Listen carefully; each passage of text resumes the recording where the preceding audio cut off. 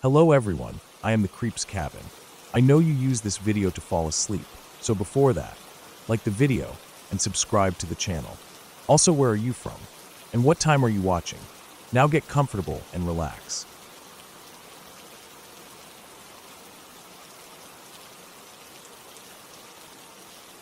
It happened when I was around 13 or 14. I'm 23 now, and even though it's been nearly a decade, I can still remember everything that happened that day. Every second of it is burned into my memory. The way the sky looked, the sounds around us, the way my stomach dropped. I remember it like it happened yesterday. It was just a normal afternoon. I had been skating all day with my friends Tim and Brandon. We used to skate every day after school and on weekends. We weren't amazing or anything, but we were out there all the time. There wasn't much to do in our town. It was small, not empty, but small enough that you started recognizing the same cars, the same faces, the same places after a while. We skated all over, parking lots, sidewalks behind the old school, back alleys behind stores that didn't care if we grinded their curbs. That day, like usual, we ended up near the little shopping strip that had a 7-Eleven. We were hot, worn out, and starving. So we pushed our boards over and figured we'd grab something to eat and drink before heading home. We weren't driving, obviously. None of us were old enough yet. It was summer, and we had the whole day to ourselves. Just us, our boards, and the road. I remember the inside of the 7-Eleven was cold, a blast of AIC hitting us the second we walked in. I grabbed a blue Gatorade and a microwave burrito from the hot case. Brandon picked up 2 Slim Jims and a Mountain Dew. Tim got one of those giant slushies that always melted before you were halfway done. We paid, joked around a bit in the aisle, and walked back outside into the heat. The sun was still high, maybe around 5 or 6 p.m., not golden hour yet, but the light had that beginning of the end of the day kind of feel. We didn't expect anything to happen. We never thought this would be a day we'd remember for the rest of our lives. As we walked out, we headed toward the edge of the parking lot, where the sidewalk leads to the highway. It's a 2-lane road, a highway by technicality, but nothing like a major freeway.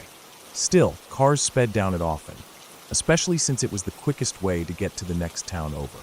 We stood on the corner, boards in hand, waiting for the light to change so we could cross. Cars were passing in front of us. We were talking, laughing, still energized from skating, still joking about something Brandon said earlier. Then I turned around. I don't even know why.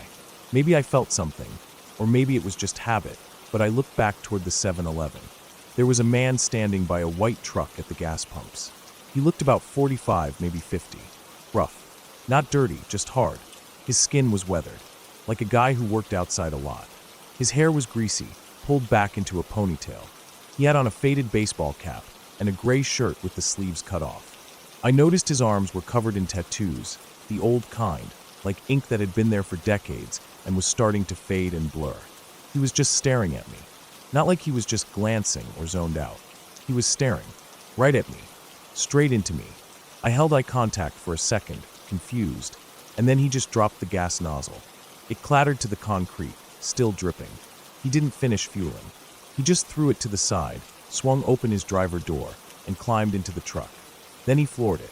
I didn't move at first. My brain didn't catch up. I thought maybe he was pulling away fast, being reckless, maybe in a hurry. But he wasn't heading toward the exit. He wasn't heading out at all. He was aiming straight at us. I barely had time to react. I stepped back, nearly stumbling over the curb behind me. The front bumper of his truck grazed my left arm, just enough to burn and sting like I'd been slapped. My board went flying from my grip and clattered off into the road. I spun to look. Brandon had jumped back, wide-eyed. Tim was already backing away fast. The truck screeched around, tires squealing, and sped into the parking lot next to the 7-Eleven.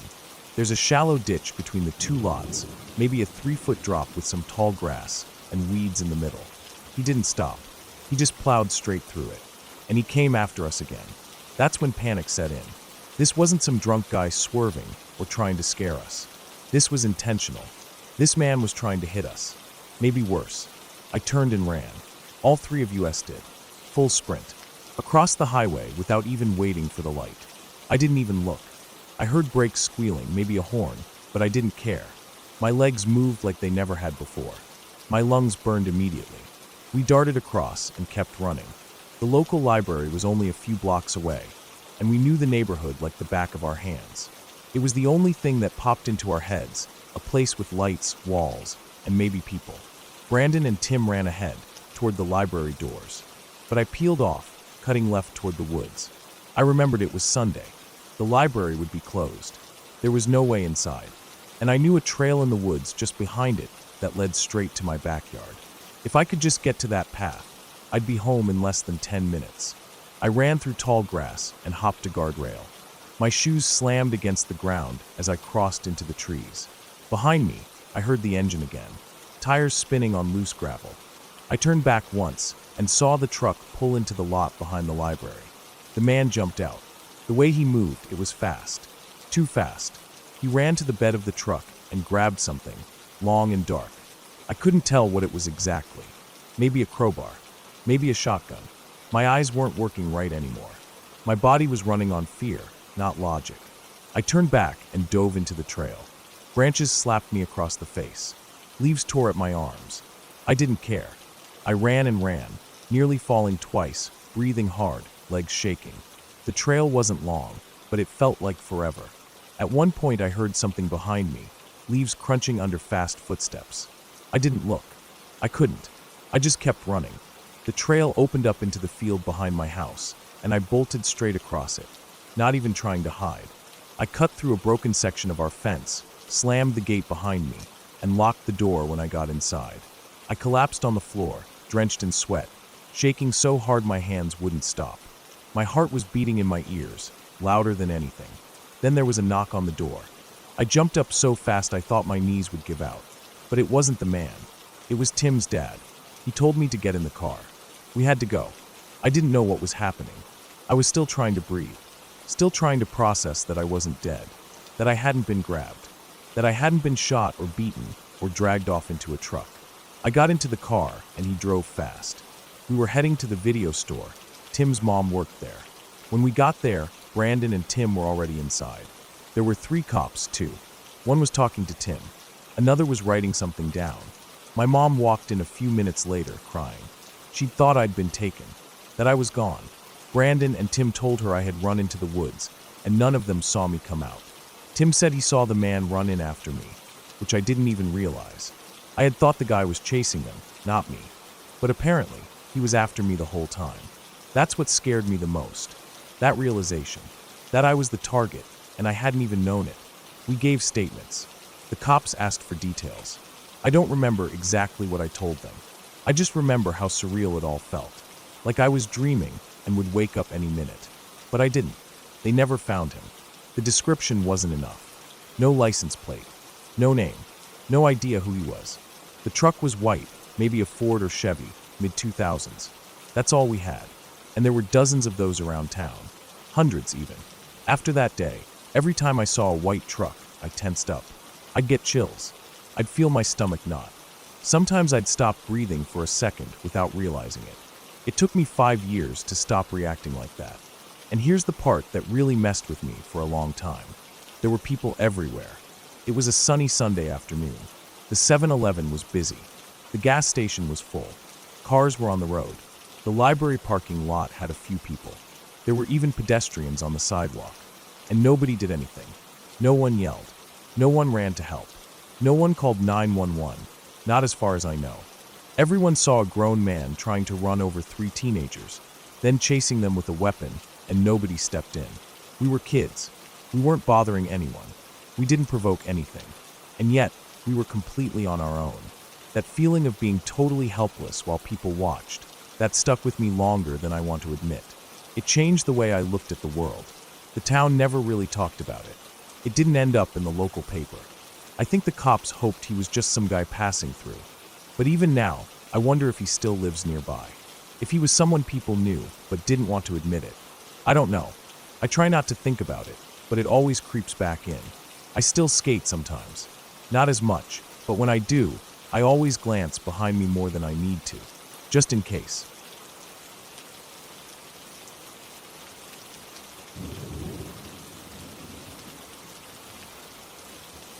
It was one of those nights in nursing school when I felt like I had learned all the things that were supposed to help me deal with real-life scenarios.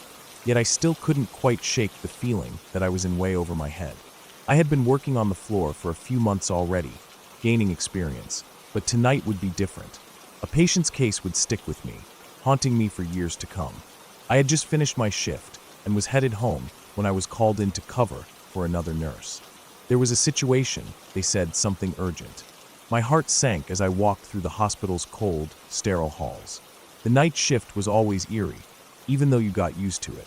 The long fluorescent lights buzzed above, and the silence in the hallway was almost suffocating. When I arrived on the unit, I was briefed quickly. The lady's name was Mrs. Calloway. She had been in the hospital for weeks after a series of complications related to her heart.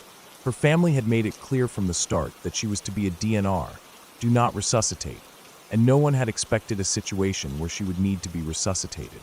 Her children, however, had been involved in everything, from her medical decisions to her care plan. The doctor informed me that her condition had taken a sudden turn, and the situation had gone from bad to critical in a matter of hours. But it was the legal side of things that was most troubling. Mrs. Calloway's family had gained power of attorney over her medical decisions when she was no longer able to make those decisions herself. That meant that, despite her previous wishes, they had changed her code status from DNR to full code. I could feel a knot forming in my stomach. I had heard about cases like this before, but it always made me uneasy. What if they were forcing a procedure on someone who didn't want it? Who could ever really know what she would have wanted at that point? But it didn't matter. We had to follow the family's wishes. When I walked into Mrs. Calloway's room, I could feel the tension in the air. The room was dimly lit, and the machines beeped and hummed with an eerie rhythm. Her body, frail and weak, was hooked up to several IVs, and her chest moved in shallow, irregular breaths. Her heart monitor displayed a pattern that was not good. Her pulse was dropping rapidly. I glanced over at the family standing by her bedside, their eyes full of worry, but I could see the firmness in their stance. They had made their decision, and now it was our turn to follow through with it. I stood by, ready to assist. A nurse was already at the bedside, checking Mrs. Calloway's vitals. I don't know if it was the gravity of the moment or the hospital's usual chilly environment, but I could feel my own hands sweating in the sterile gloves. My mind was racing as I tried to focus on what was happening, the process, the procedure. Suddenly, Mrs. Calloway's heart monitor flatlined. The sound of the alarm blared through the room, loud and sharp. My chest tightened as I snapped into action. The doctor arrived almost immediately, and we quickly moved to start CPR. Her chest barely rose under the pressure as we worked to keep her alive. The family members hovered in the background, some of them standing with their arms crossed, while others seemed to be holding their breath. It was as though they knew what was coming, but they didn't want to admit it. Minutes felt like hours. We continued to perform chest compressions while the doctor prepared the defibrillator. There was an eerie stillness, almost like the entire room was holding its breath. The doctor called for the shock. We placed the pads on her chest, and he hit the button. The defibrillator charged, but there was no shock. The machine just sat there, displaying an error message on the screen. He looked at it in confusion. This wasn't supposed to happen. A defibrillator is checked daily. It's part of the regular maintenance. It should have worked. He tried again. Same result. The error message flashed in front of us, almost mocking the situation. He was starting to lose his patience, but at the same time, I could see the anxiety building in him. He pressed the button a third time. Again, nothing. Try it again. I heard him mutter under his breath. But we were out of time. Her heart was no longer beating, and she had no pulse. We had to keep trying. It was surreal. Each second that passed felt like a lifetime, but the more we tried, the more I couldn't shake the feeling that something was wrong. A sense of dread settled over me. Was the machine faulty? How could this happen? The hospital had checked the equipment that morning. Why wasn't it working? Finally, just as the doctor was about to give up and make the call, we felt a change. Mrs. Calloway's body seemed to relax, as if she had let go. Her heart had stopped. The doctor gave up on the machine and called it. Time of death was recorded at exactly 12:14 a.m. Her family stood there motionless. The room was quieter than I'd ever heard it. The moment she passed, the machine that had refused to work all this time suddenly hummed to life. The defibrillator's light blinked green, signaling that it was ready for another shock. The doctor stared at it for a moment. He looked at Mrs. Calloway's body and then back at the machine, as if he couldn't believe what he was seeing. "That's not possible," he muttered to himself, but no one had an answer. How could this be happening? How could the machine have failed when we needed it most, and then started working the second she passed? The family left the room shortly after, visibly shaken. I stood in the room, still processing everything. The confusion, the horror, the eerie timing of it all, it didn't add up. I had been a nurse for long enough to know that sometimes things just don't make sense, but this felt different. The entire situation felt off. The following day, the hospital's maintenance team arrived to check the defibrillator. It was fine. There was nothing wrong with it. It was the same machine that had been used for years, the one that passed inspection every day without fail. How could it have failed? How could it have refused to deliver a shock, and then work once the life had left her body? No one had an explanation. The staff and doctors who had been involved in that night were all left with a sense of unease. The machine was fine, the procedure was followed, but the outcome didn't feel right. The whole event lingered in the back of my mind. What had happened? I kept going over it again and again in my head, looking for any explanation, any piece of logic that could explain it. But there was nothing. I'd seen a lot during my years as a nurse, but nothing like this. I'm still haunted by it. Sometimes, when I'm working late, when the halls are quiet and the machines hum in the background, I can still remember that moment. The way the defibrillator wouldn't work until the second she passed. The way the entire room seemed to hold its breath, waiting for something we couldn't control. It made me question the fragility of life, the moments we take for granted, and the mysteries that no one can truly explain. In the end, Mrs. Calloway got her wish. She didn't want to be resuscitated, and even though her family had made the decision to change her code status, in the end, her body decided for her. It was as if the universe, or fate, had stepped in when no one else could. But that didn't make me feel better. It made me feel uneasy, as if there was something bigger at play. And I'll never forget it. Even now, years later, I can't shake the memory. It stays with me, a reminder of how little control we really have over life and death. And how sometimes, even the best laid plans can fall apart in ways we can't explain. The defibrillator worked when it was too late. But in a way, I suppose that was her wish. She got what she wanted. And that's what I have to hold on to when I think back on that night.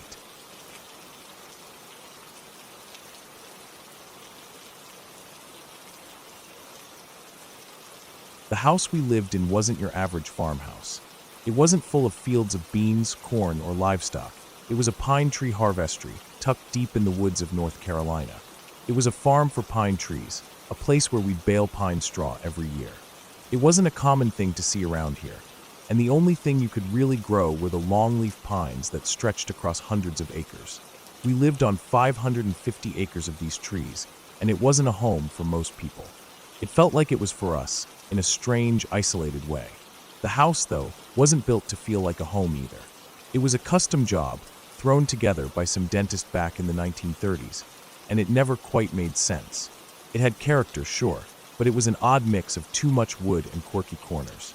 The one feature that always bothered me, though, was the massive picture window in the living room. The window stretched almost the entire length of the living room, maybe 50 feet wide, and it gave you this unsettling view of the forest. The house was perched on a subtle hill, raised about 6 feet off the ground, so you could look out over a mile of nothing but trees. During the winter, it was worse. A little snow would fall, just enough to reflect the moonlight and turn the forest into this eerie, icy landscape. The snow would glisten, and in the quiet of the night, you could see the dogs running around, chasing something in the dark. It wasn't peaceful, it was unsettling. I hated that room, and I hated that window. Something about staring out at all that dark, silent wilderness always made me feel like I was being watched. I was about 13 or 14 at the time. I had a cousin visiting for the weekend, and we were doing the usual things that kids do when they're out in the country. We were throwing random stuff in the fireplace to see what would burn, just killing time as the night dragged on. Eventually, the fire started to die down, so we built this massive fort out of couch cushions and blankets in the living room, ready to settle down for bed. Everything was fine, nothing unusual. That was until we heard the dogs barking. They were distant at first, way out in the woods. Our property was big, nearly a mile across, so the dogs were likely chasing something off, maybe a coyote or a fox. I didn't think much of it at first, but my cousin, who had been sitting by the window, suddenly got quiet. He wasn't saying anything, just staring out. I glanced over at him and asked, "What's up?" He didn't respond immediately. His eyes were locked on the dark beyond the glass, and finally he said, "I think I'm seeing things." There was an unease in his voice. He wasn't joking, and that got my attention. Naturally, I started staring out the window too, trying to figure out what he was seeing. It wasn't easy. There wasn't much light out there, just the soft moon reflecting off the snow and slush. But after a few minutes of nothing, he started to get more and more annoyed, shushing me whenever I asked him what he thought he saw. And then it happened. A figure moved through the trees. It was just a shadow at first, barely noticeable, like a person slipping between the trunks of the pines. Not a run, not a jog, but just a quick, brisk walk from one tree to the next. It was far out, maybe 100 yards from the house, and the moonlight didn't give us a clear view. We could make out the movement, but we couldn't tell if the figure was coming closer or just moving along in a different direction. There was a kind of unease that settled over us, but neither of us said anything for a few seconds. It wasn't like we were totally freaked out, but there was something about the way the figure moved that didn't feel right. We just kept staring, waiting for something more to happen, trying to convince ourselves it was nothing. I know now that we should have woken up my dad right then, but we didn't. I think we both figured it was one of those situations where we were probably imagining things, and neither of us wanted to be the first one to admit it. If it was anything serious, my dad would handle it. He was the kind of guy who wasn't afraid of anything. He'd just grab his rifle, walk outside, and holler into the woods like an idiot, which would likely just make things worse. But then it happened again. Another figure. This time, only about 50 feet from the first spot. A few quick strides, another tree, and then they were gone. No sound, no movement beyond the trees. But it was clear now, something was out there. We didn't talk, but we both knew what was going through our heads. I think we both knew that something wasn't right. Over the next half hour, it happened again and again. Figures appeared and disappeared, moving through the trees, always staying about 50 to 100 feet from the house, but never coming any closer. The patterns started to form, and it was unsettling, the way they moved in and out of sight, like they were toying with us. They never came closer, but they never left either. The thing is, the land around us was huge, and the only place that wasn't ours was federal paper. No one lived out there, at least not anyone who would just be wandering through the woods in the middle of the night. And if anyone had been out there, they had no business being that close to our house, especially not that time of night. It was then that I realized how foolish we were being. We should have gone to wake up my dad, but we didn't. We kept staring out the window, and I'm not sure what we were expecting to happen. Eventually, though, the worst part came. One of the figures didn't vanish. Instead, it began running forward. No more moving between trees. This thing was booking it toward us, and in that moment, I swear, I thought my heart stopped. It wasn't a person I recognized. It wasn't any of the usual animals we'd see wandering around. This wasn't normal. In a split second, my cousin and I were on our feet, running down the hall to wake my dad. By the time we made it to his room, half awake and groggy, there was nothing to be seen. The figures were gone. The night was still, just like it had been before, but now it felt wrong. We didn't wait for an explanation. We started locking doors and windows. At that time of night, you didn't lock doors unless you had a damn good reason to. But we did it anyway, all of us, making sure everything was secured. My dad checked the entire house, walking from one door to the next, making sure no one had snuck in while we weren't looking. We checked every window, walked around the house like we were trying to figure out who could have gotten in. But no one had. We were on edge for the rest of the night. My dad, despite being the toughest guy around, refused to call the cops. His philosophy was always, we take care of our own. And that night, he was right about one thing. We had to take care of this ourselves. We all piled into the living room, sitting in the same spot we had been in when we saw the figures outside. We sat there, staring out the window, waiting for something to happen. Nothing did. The rest of the night was quiet, eerie quiet. We sat in that room for hours, no one saying much of anything, just watching the trees beyond the glass, making sure no one would approach again. The next day, we went outside to check the snow. The figures we'd seen the night before had left tracks in the snow, footprints leading from tree to tree, almost like they had been walking in circles. We followed them, walking through the trees, getting closer to the spots we had seen them standing. And then, right in front of the window, we found the final set of prints. Whoever it was had been standing there, directly beneath the window, right in front of us the entire time. I hadn't seen them because at 7 feet up, I couldn't look down that far. But they had been right there, just out of sight, watching us. After that, things settled down. We never saw those figures again, and no one ever admitted to being out there in the woods that night. It was one of those things that didn't make sense, but also didn't really need an explanation. Whoever it was, they were gone. And while it didn't happen again, I never felt the same about that house. I couldn't look out that window the same way anymore. We stayed there for a while, but the unease lingered. I don't know if we were just spooked, or if there was something more to it. Maybe someone was just trying to mess with us, or maybe something else was going on.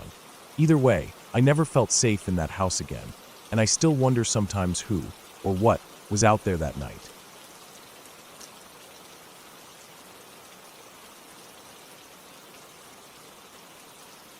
It all started when my grandfather decided to expand his timber and mining business into a part of the world most people never heard of. The location was in a remote area of a third-world country, nestled far away from the bustling cities. The region was beautiful in a way, untouched by modern development, surrounded by thick forests and hills that seemed to swallow up the horizon. My grandfather had been in business for decades, and his company had been growing steadily. But the new venture in that far-flung place was different. It was an opportunity to establish a strong foothold in a developing region. The land had resources, and it was cheap, too cheap, even by third-world country standards. They were looking for an office space, something big enough to house the operation. They needed a place to set up the office, and it had to have enough space for the employees and the management. After a few weeks of searching, one of his local contacts found a house. A large, old building at the edge of a village. It was cheap, incredibly cheap. The locals weren't exactly thrilled when they found out he was interested in it, and that was when the rumors started. They told my grandfather the place was haunted. He didn't buy it at first. He dismissed it as superstition. After all, he was a businessman, and he wasn't going to be swayed by ghost stories or anything that sounded like a cheap way to scare people off. The locals spoke of past tenants, each of whom met a violent, gruesome end. Every person who had ever lived in that house, they said, had been murdered. Some were hacked apart with machetes, others shot, and the children had been no exception. My grandfather didn't want to hear any of it. He didn't believe in ghosts or spirits. And so, despite the warnings, he bought the house. The plan was for the man in charge of setting up the office to live on the top floor with his family, while the lower floor would be converted into an office space. My grandfather's team wasn't exactly thrilled about the idea either, but they weren't in a position to argue. They had a job to do. The man and his family moved in, his wife, 3 kids, and himself. They settled into the place, and the rest of the team started working on getting the office up and running. At first, everything seemed fine. My grandfather would get regular updates from the man in charge. He wasn't the most responsive guy, but my grandfather chalked it up to the fact that they were in a remote area, where electricity and communication could be unreliable. The updates were sporadic, but normal for the most part. But then the updates stopped. For weeks. It wasn't unusual for there to be communication issues, but as time dragged on, my grandfather began to worry. He tried calling, but there was no answer. He sent emails, but they bounced back. It was like the man and his family had just vanished off the face of the earth. He assumed it was just a power outage or something, but as the days stretched into weeks, he realized that something wasn't right. He reached out to the local police. They weren't exactly equipped for this kind of thing, but they agreed to check on the family.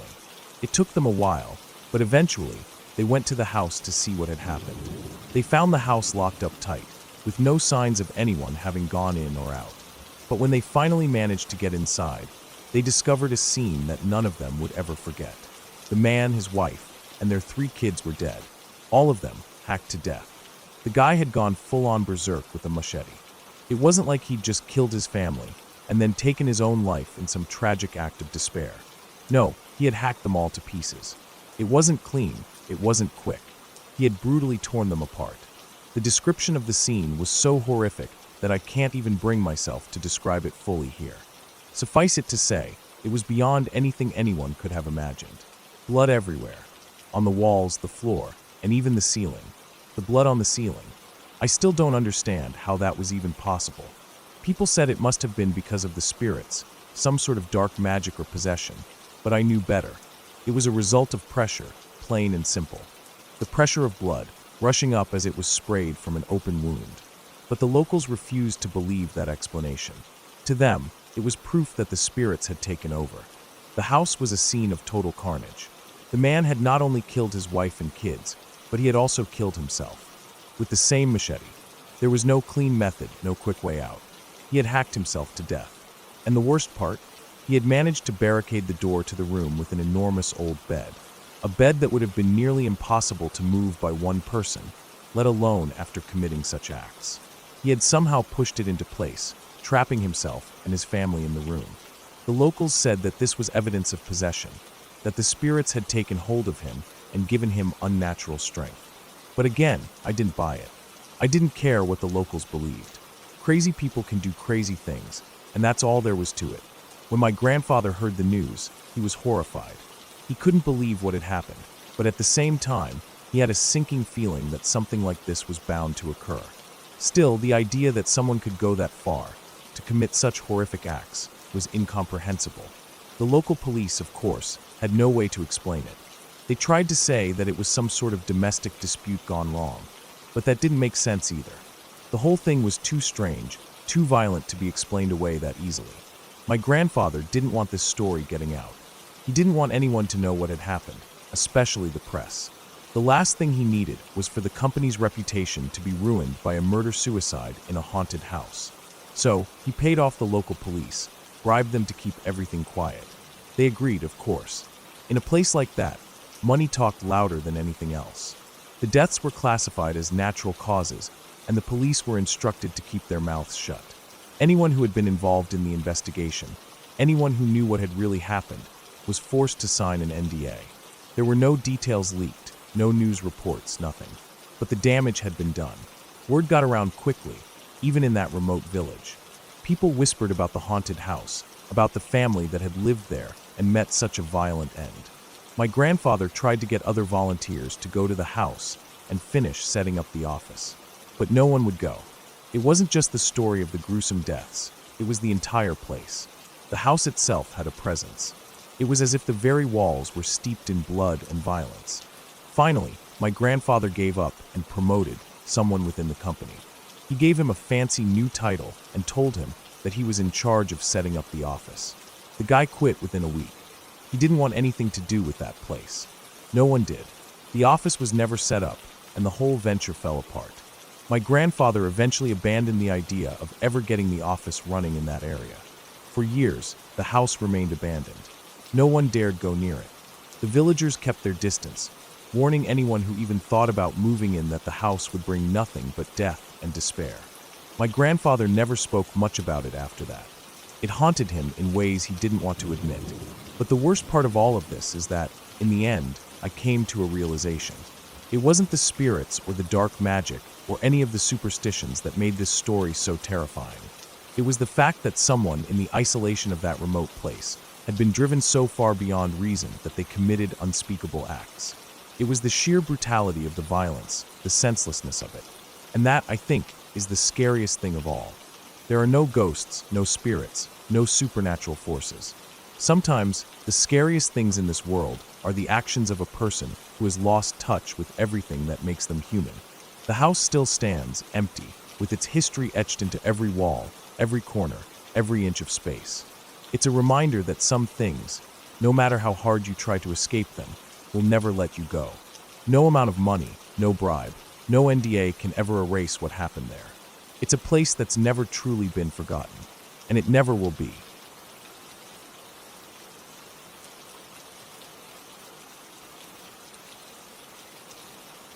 I woke up to silence. Total silence, the kind that feels heavy, like something is pressing down on the house. It was still dark. I rolled over in bed, the blanket tangled around my legs, and reached out for the clock on my nightstand. I blinked at the red numbers glowing faintly through the shadows. 3:34 nachts. For some reason, that number made my chest feel tight. I didn't know why at first, but something about it sat wrong with me. I lay there for a second, staring at it, trying to blink the fuzziness out of my head. I was still half asleep, still in that in-between place where nothing feels quite real. Then I heard it, a rattling sound coming from downstairs. Not like something falling or a branch hitting the house. It was steadier than that, controlled, deliberate. I held my breath, and listened. There it was again, rattling. Maybe a drawer? A door? My first thought was my parents. Maybe they were up.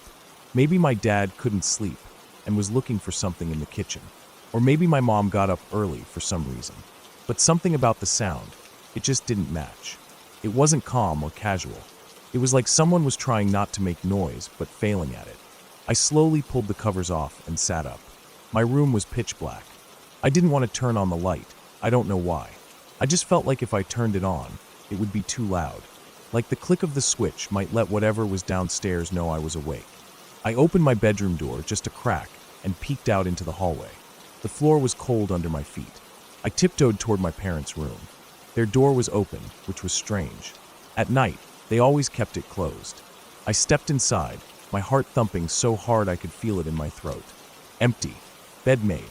No signs they had ever been in there. That's when the unease kicked in full force. Where would they be at 3:34 in the morning? Their car keys were still on the hook downstairs when I walked past earlier that night after brushing my teeth. I hadn't heard anyone leave. I turned and went to my brother's room. He was always up late, usually still gaming when I fell asleep.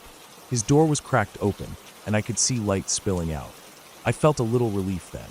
Maybe he was just being weird again and messing around with something downstairs. Maybe it was just him, and everything else was in my head. I pushed the door open and stepped in.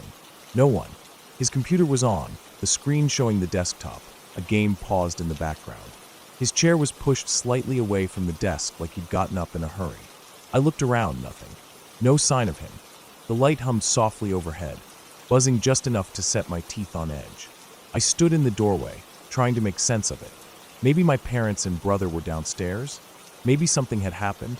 Something serious?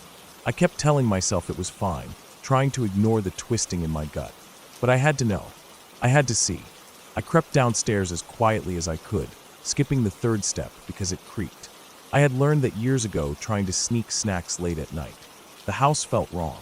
The air was heavy. Still, as I rounded the corner into the living room, I froze. My legs stopped working. My breath caught in my throat. Two men were standing in front of the TV. I couldn't see their faces clearly.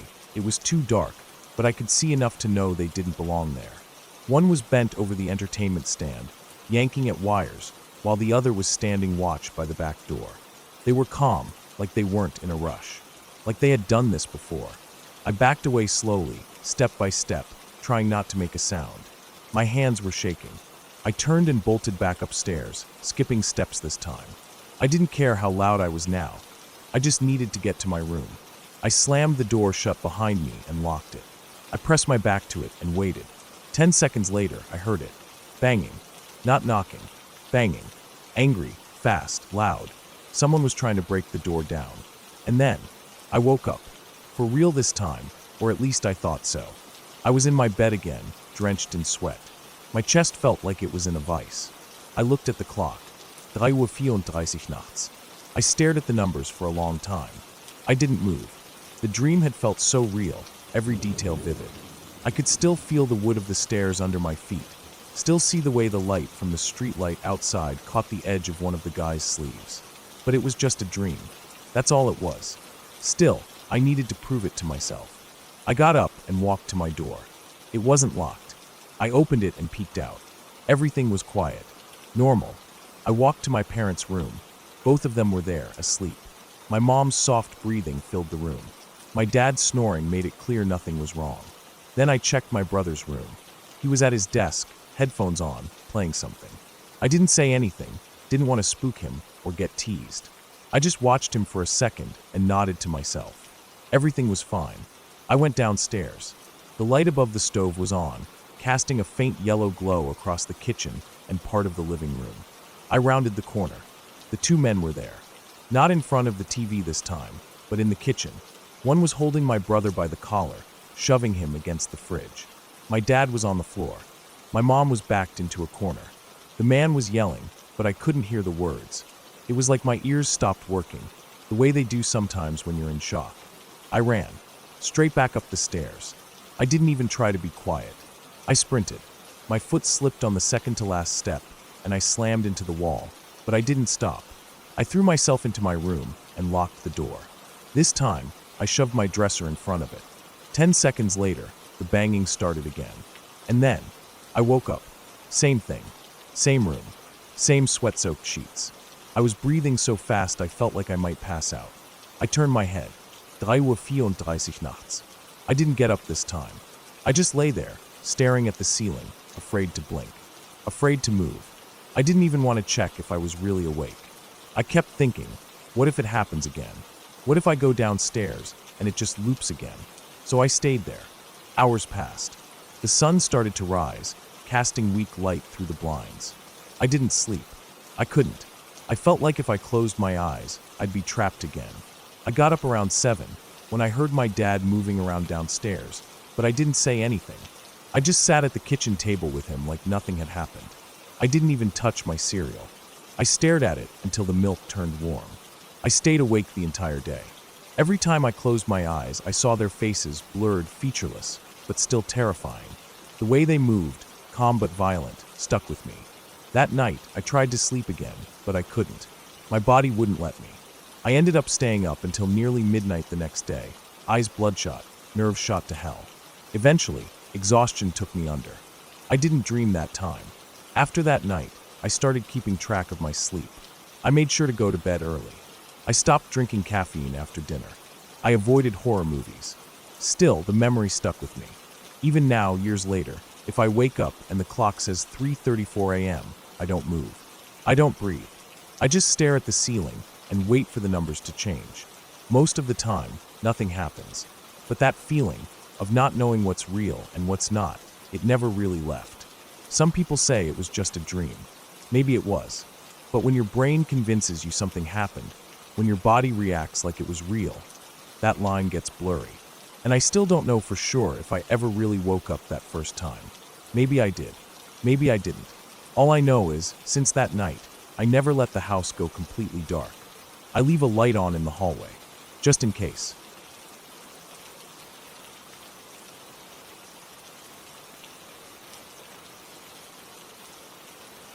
I was about 14 when the first incident happened, but to tell the full story, I need to go back a few years.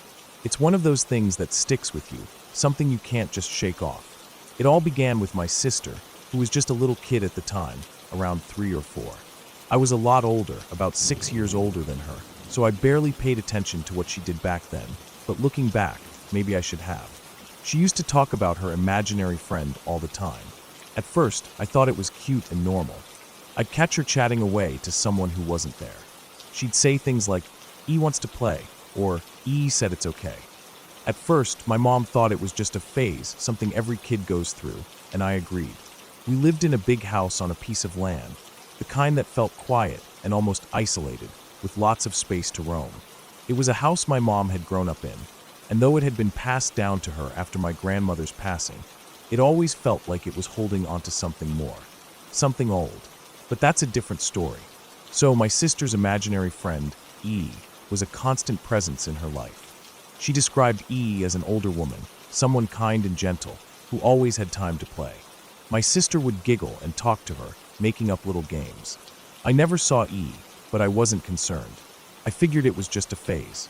My mom, who worked a lot, thought it was just part of her growing up.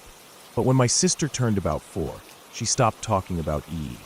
It was like one day, the friend was just gone, and my sister didn't mention her again. We thought nothing more of it. Fast forward to when my sister was 10, and I was 14. It was a normal day, or at least it started out that way. My mom got a phone call that morning, something about my grandfather being very ill. My mom, without hesitation, packed her things and rushed out the door, telling my dad she needed to go to the nursing home to check on him. It was just another one of those days, or so I thought. My dad had to stay behind to take care of some work, so it was just me and my sister at the house. We were alone in the big, old place, and while I had no problem with being home by myself, I always hated the quiet of it. The house was huge, but it was old, and the air felt thick, like it was holding something in.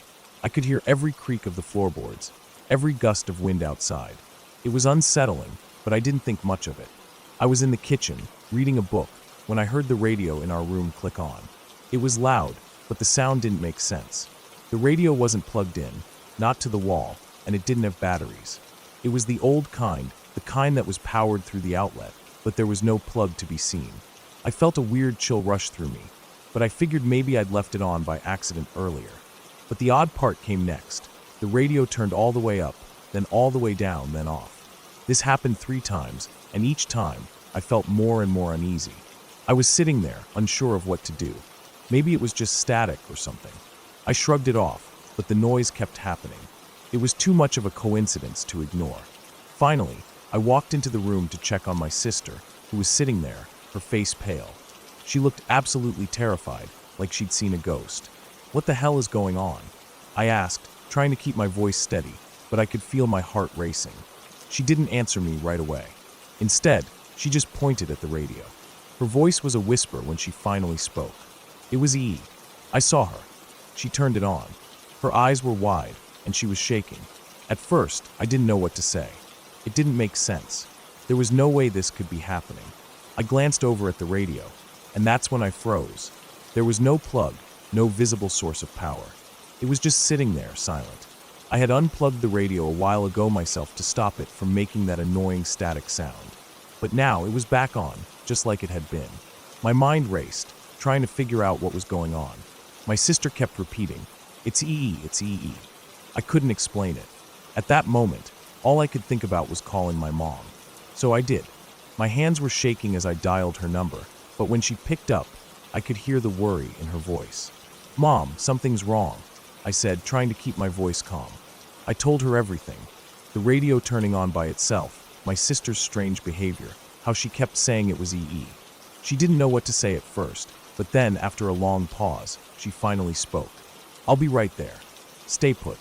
I tried to keep my sister calm, but she was in a panic. She kept saying things like, "E wants to talk to you. She's not gone." I didn't understand it. It didn't make sense, but it felt off. I knew something wasn't right. I'd never seen my sister like this before. It wasn't just the radio, it was everything. When my mom came home, her face was pale. She told me that my grandfather had passed away just a few hours before she got the call. I didn't know what to think at that moment. I kept thinking about my sister's words, how she had said that EE had turned on the radio. But how could that be? It didn't add up. I wasn't sure if I believed in anything supernatural, but at that moment, it felt like something was watching us. Something was out there. A few days later, we went to my grandfather's funeral. The day was a blur, a mix of emotions, but something happened during the wake that left me speechless. A relative of mine, one I'd never met before, came up to us holding a picture. She handed it to my sister, who took it without saying a word. Then she looked at the photo and said, "It's EE." I didn't know what to think. My mom stared at the picture too, and her eyes widened. The photo was old, from my grandparents' wedding. The woman in the picture was none other than my grandmother, the woman who had died when my mom was just a child. My mom had no pictures of her. When my step-grandmother moved in, she had gotten rid of all the photos. So, how did this relative have one? I stared at my sister, who was still holding the photo. She wasn't acting like herself. She wasn't just scared anymore. She was distant, like she was remembering something from long ago. I was completely speechless. It was then that my mom told me something that would haunt me forever. "Your sister, she was talking about my mom when she was little," she said, her voice shaking. She was talking about her like she knew her. I didn't understand. How could my sister know about someone she had never met? How could she have known anything about my grandmother when she'd passed before I was born? As the days passed, I couldn't shake the feeling that something had changed. It wasn't just the radio or the picture. It wasn't just the fact that my sister had been talking about someone who shouldn't have been part of her life. It was something more, something I couldn't explain. I couldn't forget the look in my sister's eyes when she said, "It's EE. She wants to talk to you." I don't know if it was just coincidence or if something truly unexplainable had happened that day, but I couldn't help but feel that the line between the past and present had somehow blurred. It wasn't just about my sister's imaginary friend anymore. It was something deeper, something that had crossed over into our lives, and I couldn't escape it. The radio never came back on. It was as if whatever had been there had left us. But I couldn't shake the feeling that something had been watching us, something connected to that old house. Even after everything that happened, the question still lingers in my mind. How could she know? How could my sister know about someone who had died before she was born?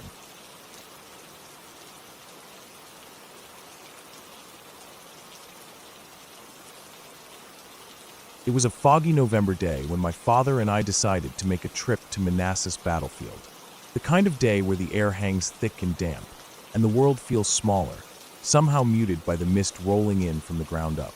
It was one of those days when the air carries a slight chill, enough to make you shiver if you're not prepared, but not so cold that you couldn't still feel the warmth of a good jacket. We didn't have anything planned in particular, just a day to ourselves. Dad had always been the type to enjoy the history of places like Manassas, a man who could sit for hours looking at monuments, cannons, and markers of old battles, silently soaking it all in. Me? I was younger back then, about 13, and wasn't nearly as fascinated by it all as he was. But it was time with him, so I didn't mind. We drove in the truck, the dirt roads getting a little rougher as we headed deeper into the battlefield. It wasn't crowded that day. Just us and a few scattered cars, their occupants too lost in their own history lessons to notice the quiet. When we finally arrived at one of the higher points in the battlefield, we parked the truck next to an old cannon, the metal dark with the years it had spent out in the open. Dad pulled up the tailgate, and we sat on the back of the truck, eating our McDonald's and looking out over the battlefield. From the hill, you could see the valley below, where the battlefield stretched on, quiet now, with only the sound of the wind rustling the grass. The fog was thicker in the valley, creeping over the ground like something alive, swallowing up the earth below. We were eating in silence when I first saw him. A man, standing near the cannons.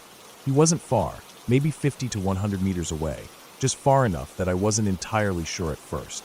He was wearing a Confederate soldier's uniform, gray and faded, the kind you see in old photos or movies about the Civil War. I remember thinking it was odd, but I also thought maybe I was just seeing things. After all, it was a battlefield, right? Maybe some sort of reenactment was going on. Dad didn't say anything at first, but I could tell he'd seen him too. He grabbed his binoculars from the truck and lifted them to his eyes. I watched as he scanned the area, his brow furrowed. The man stood still, motionless, except for his arm. He was waving. Not a wave like you'd see someone do when greeting someone else, but a slow, deliberate wave, like he was asking us to come closer. It wasn't normal, but it didn't register as anything wrong right away. Maybe it was just part of a reenactment. Still, there was something odd about the way he was standing. The way his uniform seemed a bit too crisp for someone who'd been out there for any length of time. "Stay here," Dad said, his voice low but steady, as if he was deciding something in his mind. He got out of the truck, and I kept the binoculars trained on the man. I could see Dad walking down toward him, his boots crunching the gravel as he made his way down the slope of the hill. I remember watching, and as Dad got closer, I tried to focus more on the figure. The man hadn't moved. His wave continued, slow and steady, the arm lifting and lowering in that same motion, almost as if waiting for something. The fog made everything feel more isolated. I could barely hear Dad's footsteps anymore. It felt like the world had gotten smaller, quieter. The man still stood there. I continued to watch as Dad moved closer, step by step. And then something happened. It wasn't the man disappearing, not right away. It was something in the way Dad stopped walking, his posture suddenly shifting, his body tensing. I could see him hesitate for a moment. For a long moment, he was just standing there, looking at the man. The figure still waved, but something about it had changed. The wave felt off. There was no urgency in it. It didn't feel inviting, like it had at first. It felt like something else, something distant. And then Dad turned around. He didn't walk back. He sprinted. I don't know why I didn't call out to him. I just kept watching through the binoculars, my hands gripping the sides of them so tightly that my knuckles turned white. Dad reached the man. He had been walking confidently at first, but when he got close, he just stopped. I don't know what happened, but something made him turn on his heels and run back up the hill, faster than I'd ever seen him move. His face was pale when he reached the truck, and he was breathing heavily, like he'd just run a marathon. He didn't say anything right away. He just threw everything he could into the back of the truck, the McDonald's wrappers, the drink cups, the napkins. Everything was thrown in hastily. "Dad, what happened? What did you see?" I asked, but he didn't respond right away. He was still panting, like he couldn't quite catch his breath. When he did speak, his voice was shaky, something I had never heard from him before. "I don't know, son. I don't know what it was. But that man, he wasn't real. Not like you think. It didn't make sense." I was still holding the binoculars, looking back down the hill, but the man was gone. The fog seemed to have swallowed him up, but not in the way I expected. It wasn't like he had disappeared in a normal way. There was no fading into the mist. It wasn't like how you might imagine someone vanishing. He was just gone, and I couldn't shake the feeling that the fog wasn't hiding him. It was hiding something else. As we drove off, I glanced over at Dad.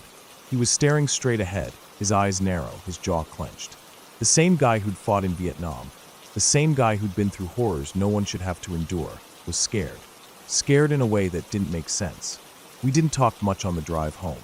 The radio played quietly in the background, but I could tell Dad was lost in his thoughts. There was something about that day that had unsettled him, and that in turn unsettled me.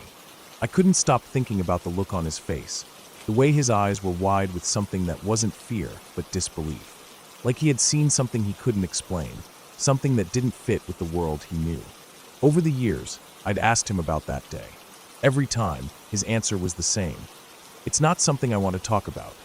And when he would tell the story to other people, even now, his voice would shake just a little, and the goosebumps would appear on his skin, even though he would try to hide it. I'm not sure what we saw that day. I can't say for sure if it was some sort of reenactor, or if it was something else entirely. But I know this, whatever it wasn't right. It wasn't normal, and I've never been able to explain it. Neither could Dad. Years later, I've come to think that maybe what we saw was something that had been left behind on that battlefield. Maybe the war had taken more than just soldiers. Maybe it had taken parts of their souls, too. And maybe on that foggy November day, we saw one of those lost souls. But even now, I can't be sure. What I do know is that to this day, when my dad tells the story, he gets those chills again. The same ones he got when he walked down that hill, unsure of what he would find, and when the man, or whatever it was, disappeared. He says he'll never forget the feeling in his stomach, the chills that ran up his spine, and he won't be going back to that battlefield. Not for a long time.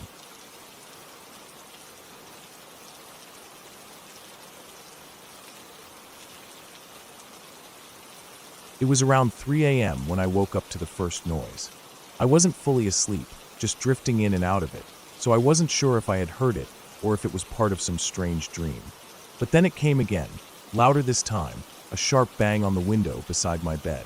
At first, I figured it was just the wind, the kind of wind that rattles the branches of the big tree outside, making everything sound worse than it is.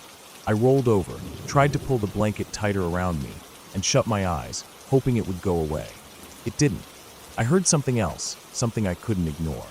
Footsteps, but not the normal creaks of the house or the sounds of the floorboards shifting in the old house I lived in.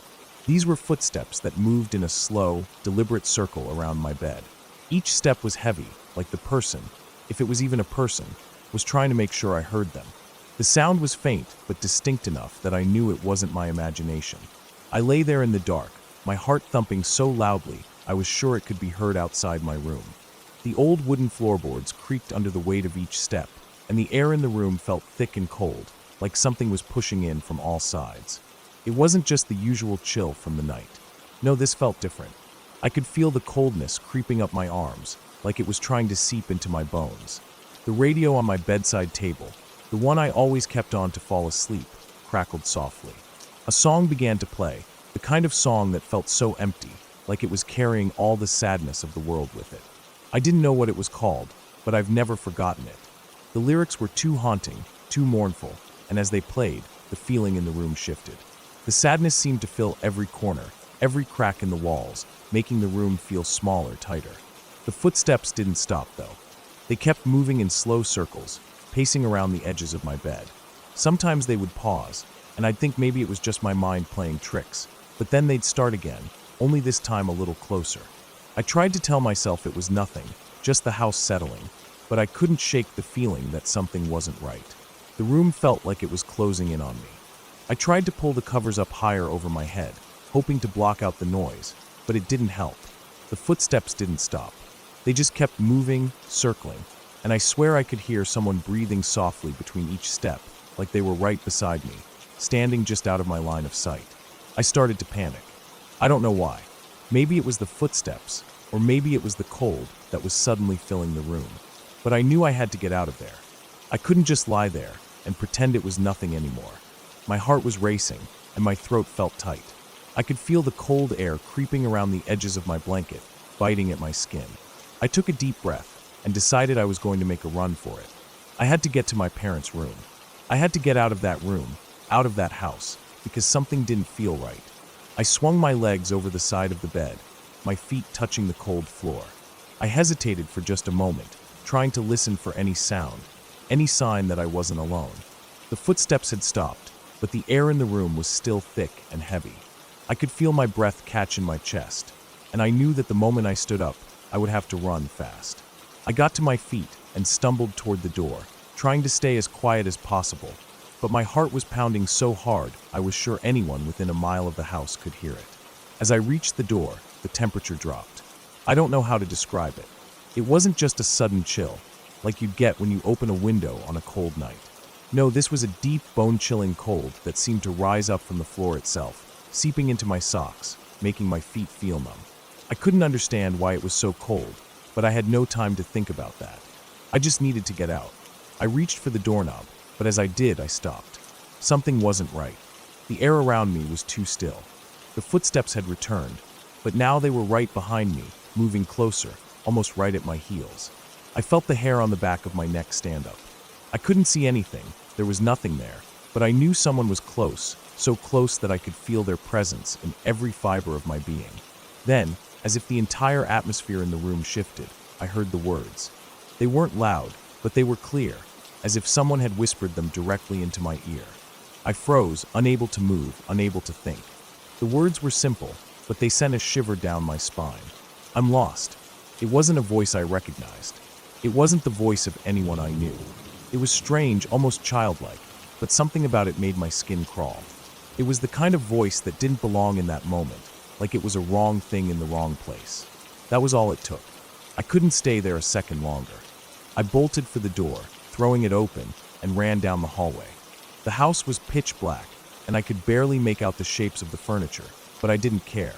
My breath was coming in short gasps, and I didn't stop running until I reached my parents' room. I flung the door open and jumped into their bed, pulling the covers over my head.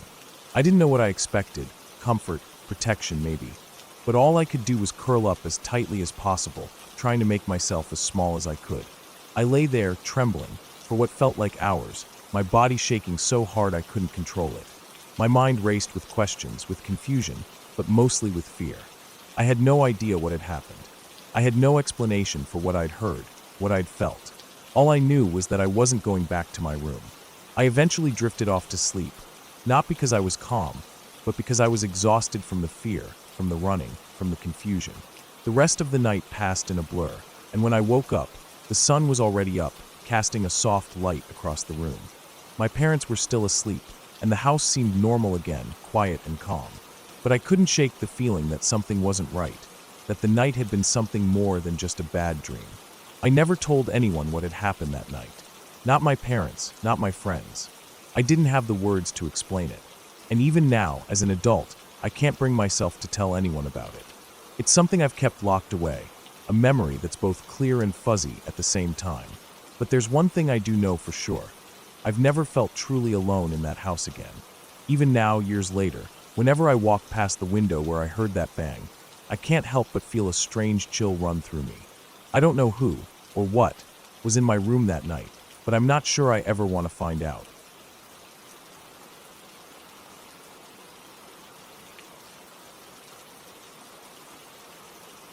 When I was 13, my grandmother was dying of cancer. It had been a slow decline over several months, and by the time we reached those final weeks, there wasn't much left to do except keep her comfortable. My mother and I moved into her house to take care of her full time. The house wasn't very big, just 2 bedrooms, a living room, a small kitchen, and a bathroom at the end of the hallway. It was a modest place, always quiet, always a little dim even during the day. She'd lived there alone since my grandfather died years before, and even before she got sick, it had a stillness to it, like time passed differently inside.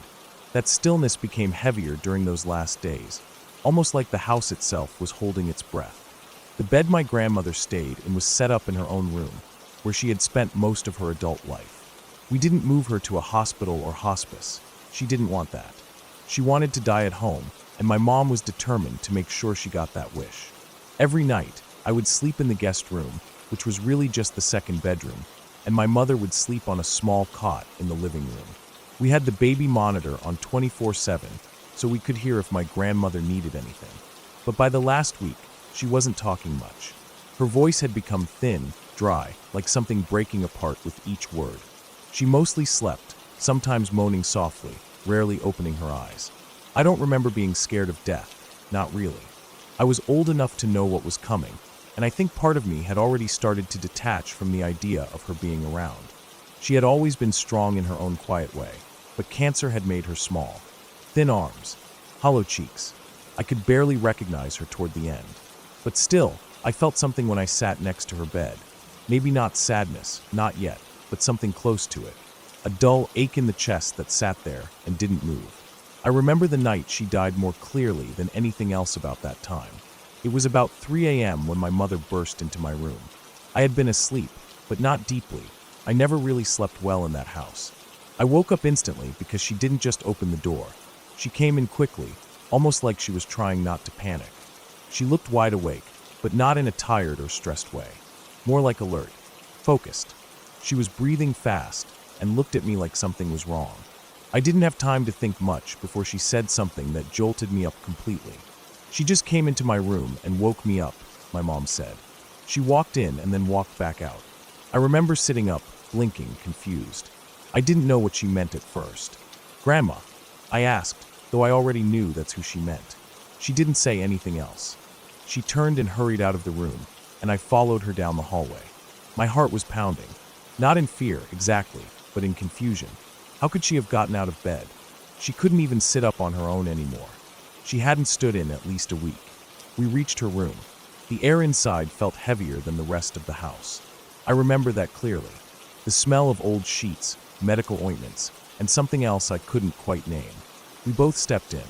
She was lying there exactly where we left her the night before. But something was different. Her face looked peaceful. Not asleep, just still. My mom moved quickly toward the bed. She placed her hand gently on her forehead, and then her chest. After a second, she turned and looked at me. "She's gone." I didn't know what to do.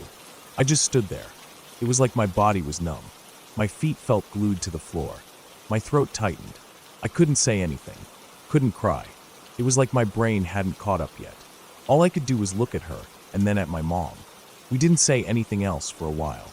My mom stayed by the bed, touching her hands, brushing her hair back, whispering something I couldn't hear.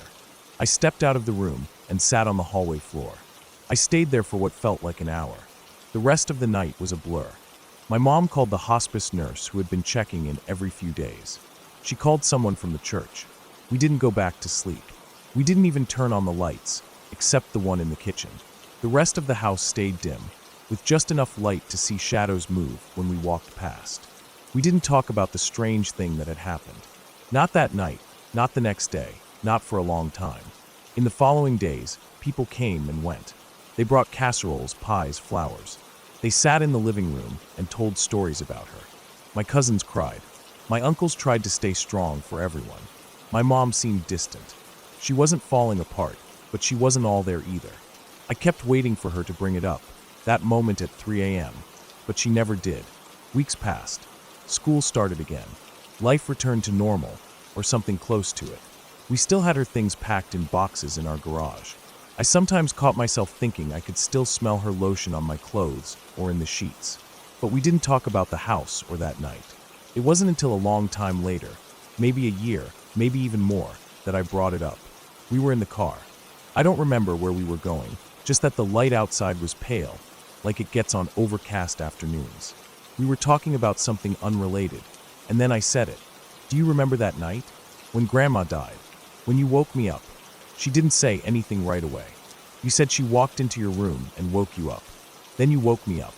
She looked over at me for a second before turning back to the road. "No, I didn't," she said.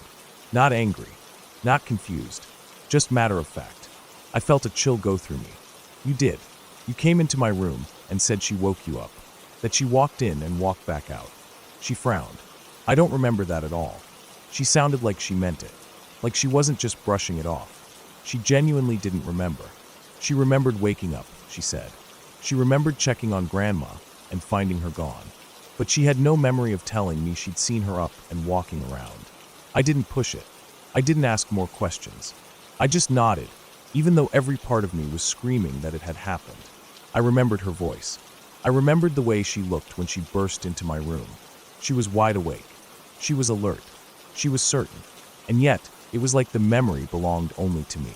I've thought about that night more times than I can count. I've tried to explain it to myself. Maybe my mom was sleepwalking.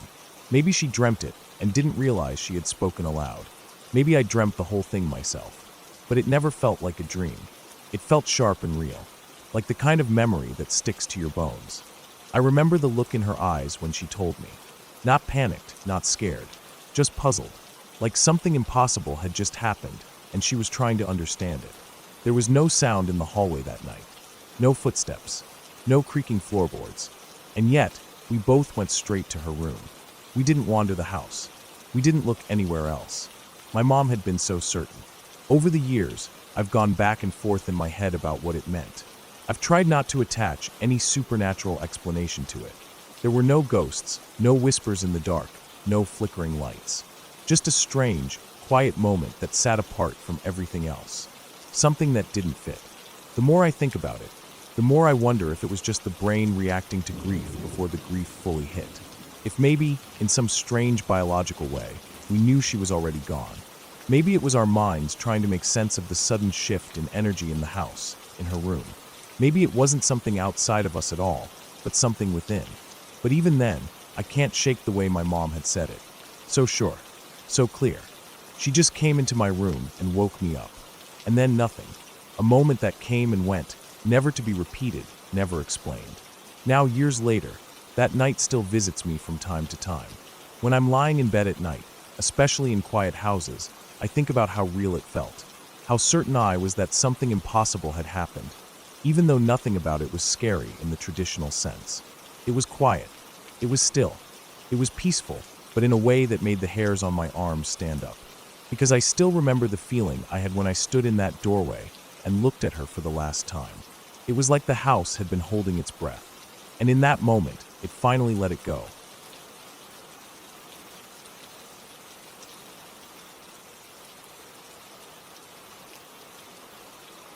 I still remember that night like it happened yesterday. It was around this time last year when things started to unravel. We were living together in a house near campus, just the usual group of housemates, all of us juggling schoolwork, late-night study sessions, and whatever mess we could get ourselves into. None of us were particularly close to Kevin. He was a guy from a neighboring dorm, someone you'd see around every now and then, but that's about it. We didn't hang out.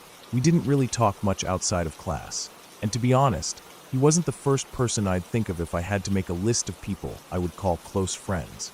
That's what made it all the more surreal when we first found out he was missing. It didn't hit us all at once, not immediately. The first time I heard anything about it was when one of my housemates, Mark, scrolled through the university's Facebook page late one night. The campus police had posted about 2 bodies being found at a spring on the far edge of the university property. The post was vague but ominous enough to make us all pause.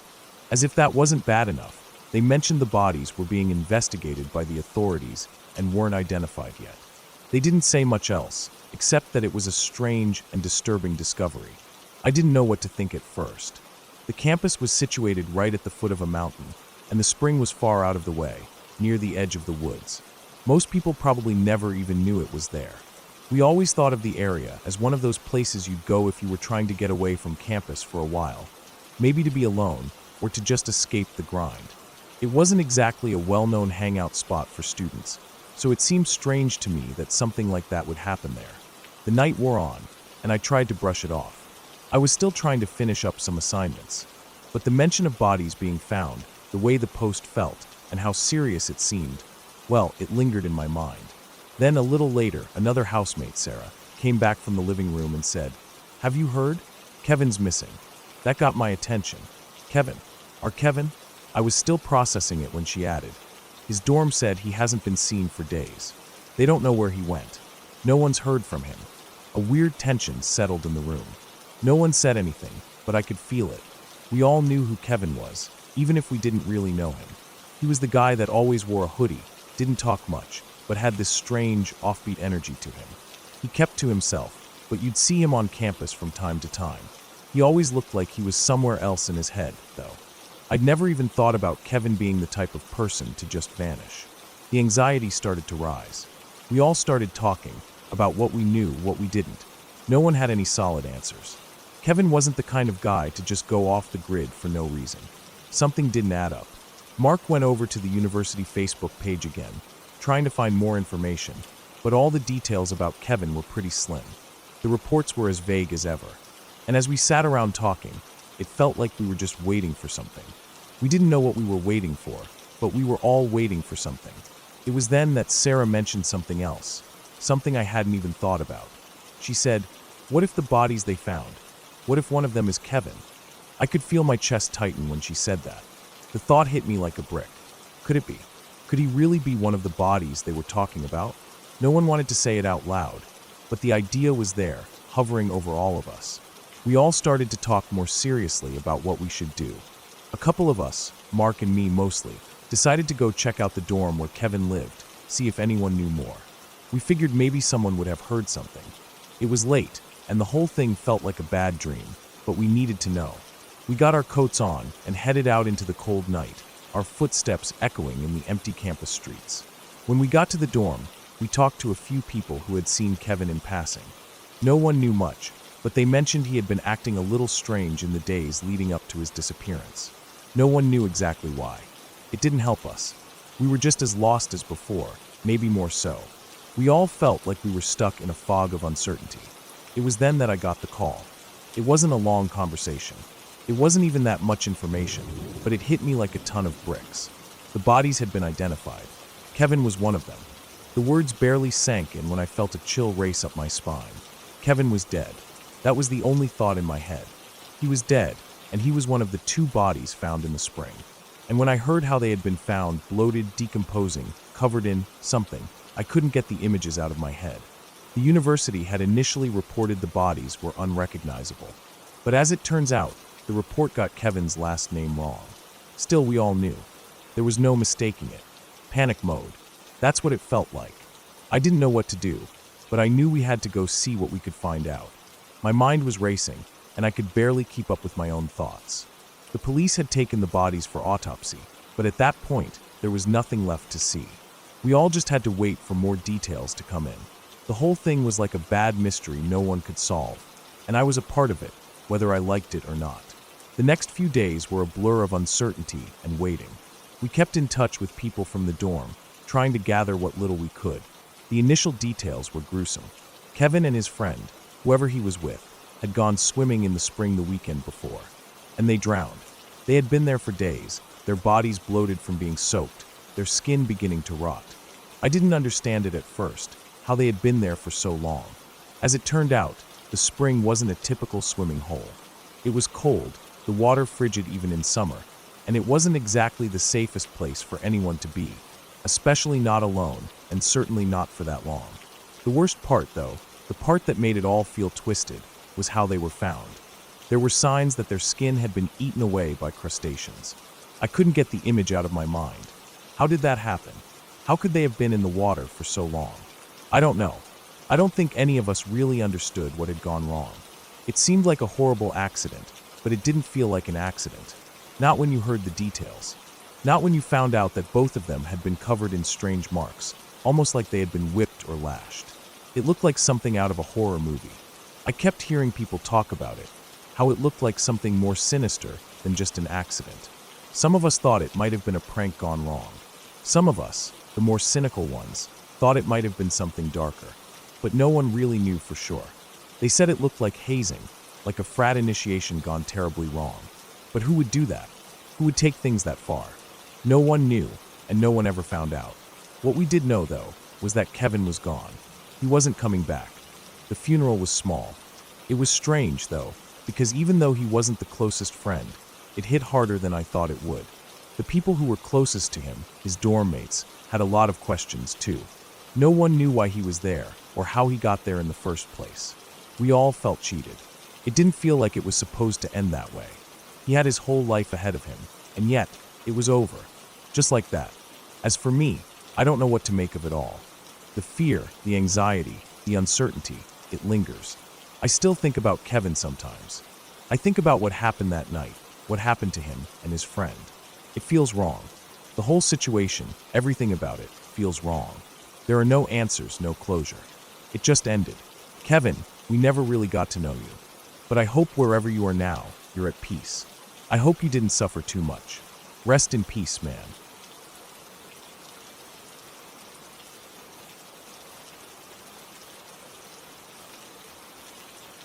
I woke up late that morning, which was pretty typical for me on my days off. I didn't have any alarms set, and I didn't have any pressing plans, so I let myself sleep in. The clock on the nightstand read 10:21 a.m. I distinctly remember looking at it before I even stretched out of bed, feeling a bit groggy and disoriented. The sunlight filtered in through the curtains, soft and warm, and the world outside seemed so calm. I wasn't sure how long I'd been asleep, but it didn't matter. I didn't have anywhere to be. I slowly pulled myself out of bed, the sheets tangled around my legs. I went to the bathroom, did my business, brushed my teeth, and washed my face. I lingered in the warm bathroom for a bit longer than usual, just enjoying the quiet. The sound of the water running, the smell of mint toothpaste, it all felt strangely comforting, like a ritual I had done 1,000 times before. I took my time, not rushing, knowing the day ahead was going to be completely mine. I finally got dressed, threw on some comfortable clothes, and walked back into my bedroom. The soft morning light still filtered in, casting gentle shadows on the walls. I grabbed my phone from the nightstand, expecting to see a dozen or so notifications. But when I looked at the screen, the time read 10:25 a.m. I felt a brief flicker of confusion. I distinctly remembered the clock in my room, saying 10:21 when I had first woken up. It was a small thing, but it nagged at me. How could I have spent almost 15 minutes in the bathroom when it only felt like 5? I double-checked the clock on my nightstand, and sure enough, it also said 10:25. It struck me as odd, but I shrugged it off. Maybe I had misread the clock when I first woke up. It wasn't entirely out of the question. I'd just woken up, after all, and my mind wasn't firing on all cylinders yet. So I went about my morning, not thinking much more about it. I walked downstairs and headed straight for the kitchen. My stomach was growling, so I decided I'd make myself a hearty breakfast. I flicked on the PC, turned on the TV to listen to the news, and opened the fridge to grab some leftover rice from the night before. I was craving something simple and easy to cook, nothing fancy.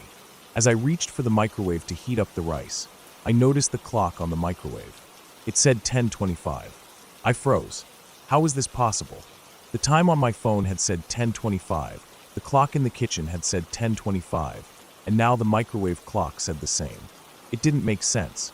I had checked the time when I first woke up, and then spent a few minutes in the bathroom. I had walked downstairs, turned on my computer, got water, and started cooking. Yet somehow the time had hardly moved at all. I grabbed my phone again, checking the time. 10:25. This wasn't right. I decided to test it. I set my phone down, stood in front of the microwave, and started counting seconds in my head, waiting for the clock to move. 60 seconds. Just to be sure. The microwave clock did not budge at first, and I couldn't shake the feeling that something strange was going on. I watched the clock intently as the second hand ticked onward. Finally, about 20 seconds into my count, the microwave clock flipped to 10:26. Okay, so it was working, I told myself. But why did it say 10:25 for so long? How had so much time passed without me noticing? It felt as if the minutes had stretched unnaturally. I was still trying to wrap my head around it as I plated my breakfast. I wasn't even hungry anymore. I was more confused than anything. I brought the plate of food over to my desk and sat down at the computer, still holding my phone in one hand. When I glanced at the time on the PC, I nearly dropped my fork. The time on my computer read 10:20. My phone, in my other hand, also read 10:20. What the hell was happening? I stared at both the phone and the computer screen, unable to comprehend what I was seeing. The seconds on both devices ticked forward normally, but the clocks were reading entirely different times. 5 minutes behind the microwave, and almost 10 minutes behind the time I had seen when I woke up. I felt a little dizzy, my mind spinning. How was this happening? How could so many clocks be wrong? And why was I the only one noticing? I glanced at the other clocks around the room, hoping for some consistency. The clock on the stove read 10:19. The clock on the wall in the living room said 10:22. I felt a cold pit in my stomach. This couldn't be real, could it? I couldn't just ignore it anymore.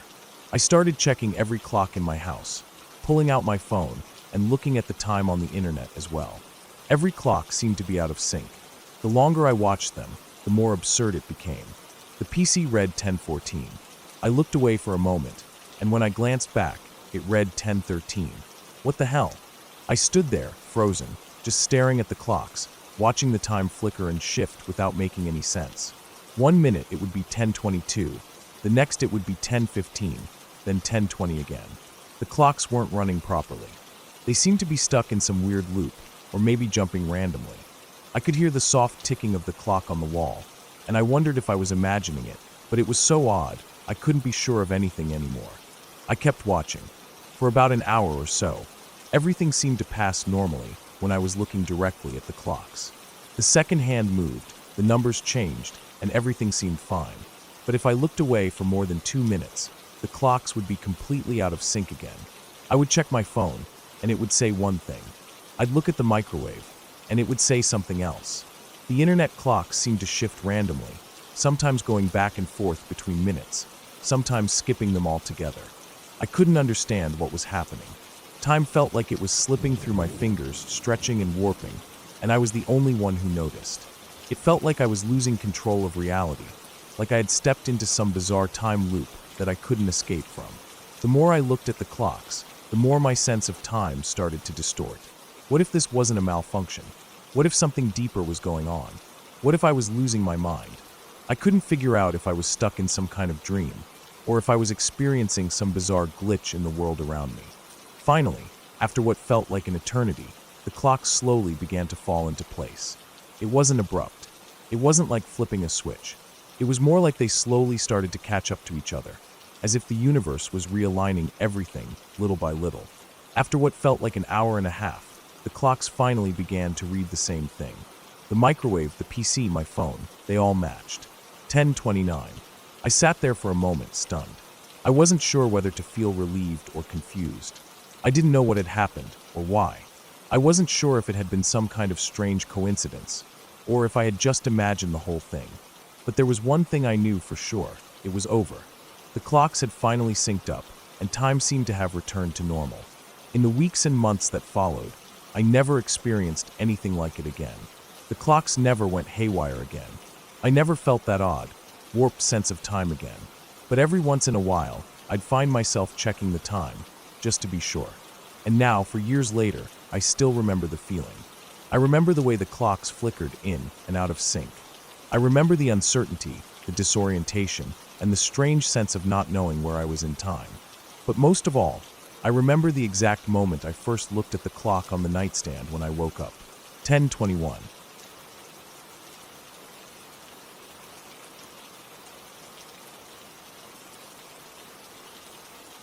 Every time I stay at my grandparents' house, I hear someone walking upstairs. I've heard it so many times now that I know exactly what it sounds like. A slow, steady walk, casual even, starting from one end of the upstairs room and ending at the other. The first time I noticed it, I was 14. Before then, I had always stayed in the guest room upstairs. But that year, my grandparents started sleeping in separate rooms, both on the first floor, and they moved me downstairs into a room I had never slept in before. That's when it all started. I don't know what it is about the upstairs of that house, but I've always been uneasy about it, even as a kid. I could never explain it. I was never scared of the dark growing up, never needed a nightlight. But something about going up there alone made my chest feel tight, like something was watching me. There's this one room in particular, long, narrow, and always freezing cold, no matter what time of year. You open the door, and there are 2 closets immediately on your left and right. Past those, there's a bed placed right in the middle of the room, with a single window straight across from the door on the far wall. The room always made me feel strange, like I shouldn't be in there. The kind of quiet in that room isn't peaceful. It's heavy, like it's pressing in on your ears. My grandparents once told me that the sons of the previous owner said they saw something strange in that room. They said they saw a gorilla come out of one of the closets, dance around the room, then go back in. As a kid, I laughed it off. A gorilla? It sounded like some weird story someone made up to scare their siblings. But after I got moved to the first floor bedroom, the one directly underneath that same upstairs room, I started hearing the footsteps. And I started to think back to that story. I didn't laugh anymore. I was laying in bed late one night, maybe around midnight. The house was dead quiet. Lights off, everyone asleep. I was wide awake. Couldn't sleep.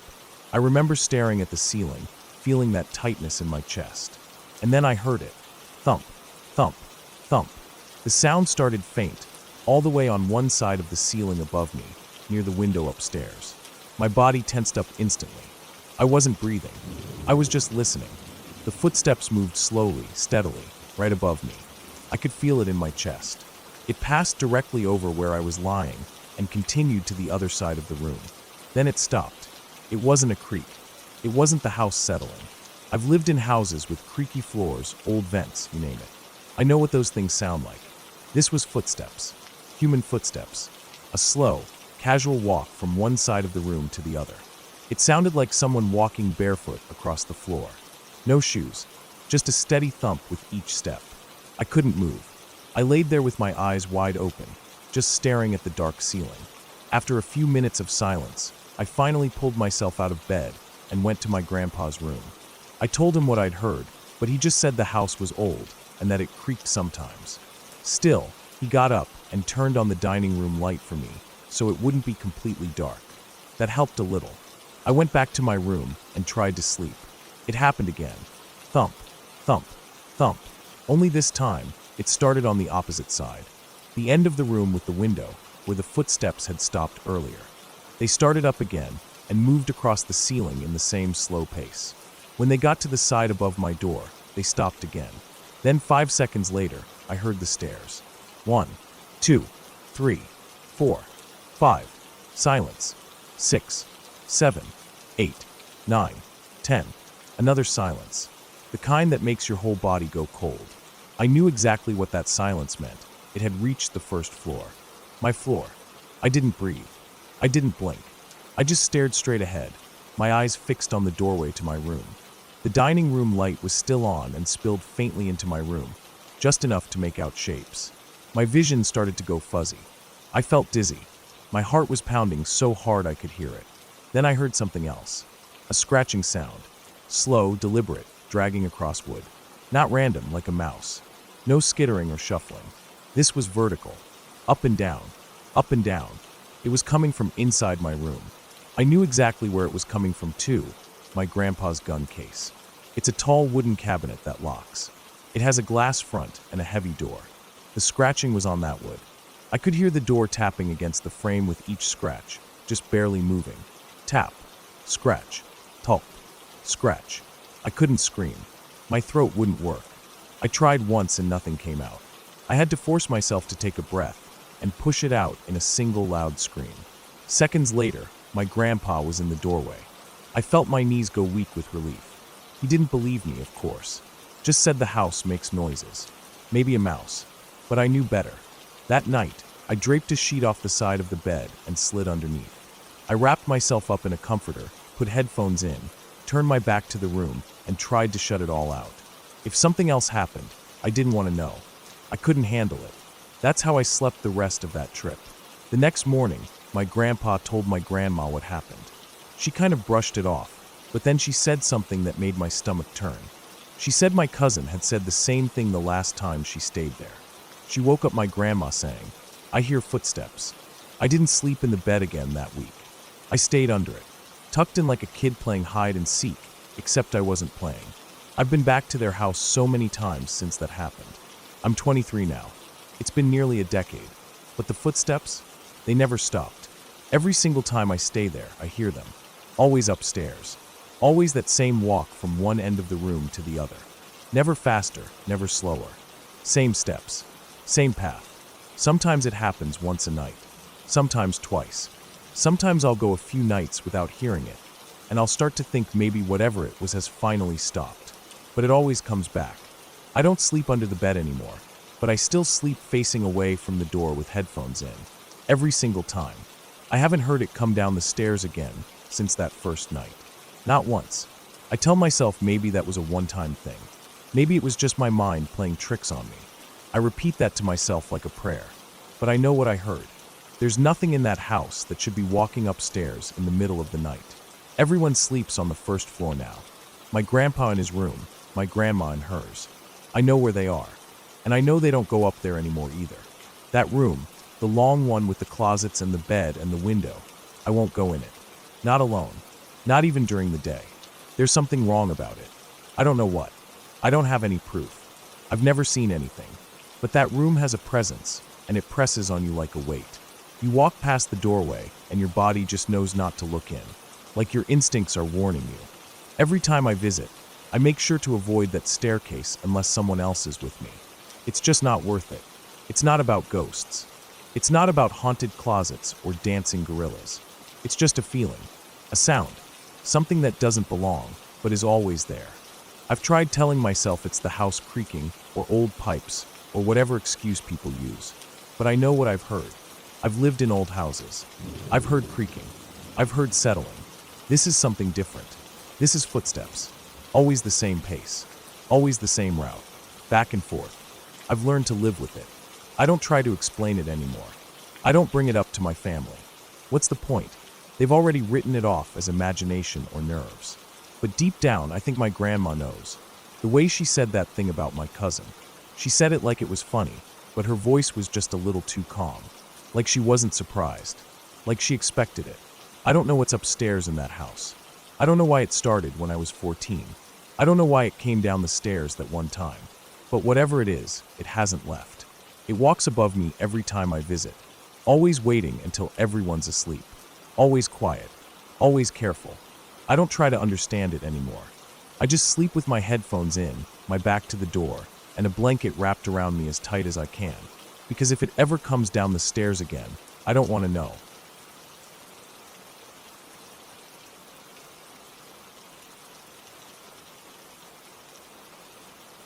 The call came in around noon, right when I was getting back from a shift. I hadn't even taken my boots off when the radio crackled to life. A small plane had gone down just outside of the neighboring town, and we were needed. The air was thick with tension before I even got the full details. A few years of volunteer search and rescue experience had taught me that some calls were worse than others, and this one already had that terrible weight to it. The deputy gave us the basics. An elderly couple and their young granddaughter were on board, a trip that was supposed to be a quick flight out for some sightseeing. The plane, according to the preliminary report, had crashed hard into the forest. The chances of survival were slim, if not entirely gone. The radio had a cold finality to it as he spoke. And when he said that there was a child on board, the whole room went dead silent. That was when I knew. No one had to say it. The collective feeling was enough. The pit in my stomach dropped. A kid on a flight like that. There was nothing good waiting for us on the other side. It would not be a rescue, it would be recovery. That much was clear. I threw my gear in the truck, trying to push the dread out of my mind. I was an EMT. I'd been through a lot of gruesome scenes already, but this felt different. Something about the thought of a child caught in this mess, unable to even understand what was happening. It made the blood in my veins feel thick and sluggish. When we arrived at the scene, the air was heavy with smoke and the faint metallic scent of burning fuel. The crash site was deep in a wooded area off the road. We had to hike down a slope, weaving around broken trees, branches, and scattered remnants of the plane. Aircraft parts littered the ground, twisted metal and shrapnel. The world around us felt suffocating, quiet except for the faint crackling of fire and the occasional crunch of boots on the ground. The trees had been shattered by the force of the crash. Massive trunks were broken, splintered like toothpicks, and smaller branches lay twisted in unnatural directions, as though something had barreled through them. The smell of gasoline hung in the air, and a dark plume of smoke still rose from the wreckage. We were split into teams, one to deal with the wreckage, and the other to begin recovery. I didn't need to be told what was waiting for us. The idea of a child, crushed and lifeless in the wreckage, was too heavy to think about for long. Still, the thought of what we had to do made the hairs on the back of my neck stand on end. As we moved through the debris, the forest seemed to close in around us. The weight of it all settled deeper with each step. We had our radios, and the team at the bottom of the hill gave us directions, their voices quiet and controlled, as if they were already bracing for the worst. We weren't going to find survivors, we all knew that. We finally reached a small clearing where the remains of the plane lay scattered. The bulk of the fuselage had crumpled into a mass of mangled metal. Flames had burned through most of the wings, the smell of burnt fuel still thick in the air. My stomach churned. But it wasn't the wreckage that haunted me. It was the small, incongruous detail lying among the wreckage. A teddy bear. It was small beige with an old, worn-out patch on its side. The soft, innocent eyes of the stuffed animal were stained dark red. I paused for a second, staring at it. Blood. I felt like I couldn't breathe. The sight of that bear, something so pure, so innocent, and the reality of the blood-soaked fabric, made the whole scene more real in a way I couldn't explain. The wreckage, the plain parts, they were all just pieces of metal and plastic. But the bear, the blood, those were the signs of lives torn apart. That hit me harder than anything. I felt a lump form in my throat, and I had to swallow hard to clear it. We were instructed to move deeper into the wreckage, closer to where the bodies had been found. I can't describe the numbness that came over me in that moment. It was a strange, hollow feeling, as if I was moving through water. The shock hadn't quite hit yet, but my body was bracing itself for something I wasn't prepared to witness.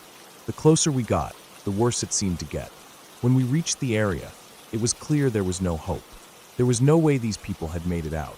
The elderly couple, their bodies twisted beyond recognition, their faces pale and lifeless. But it was the child that struck me the most. She was small, a girl, maybe 6 or 7 years old. Her body was positioned awkwardly, as though she'd been tossed around by the force of the crash.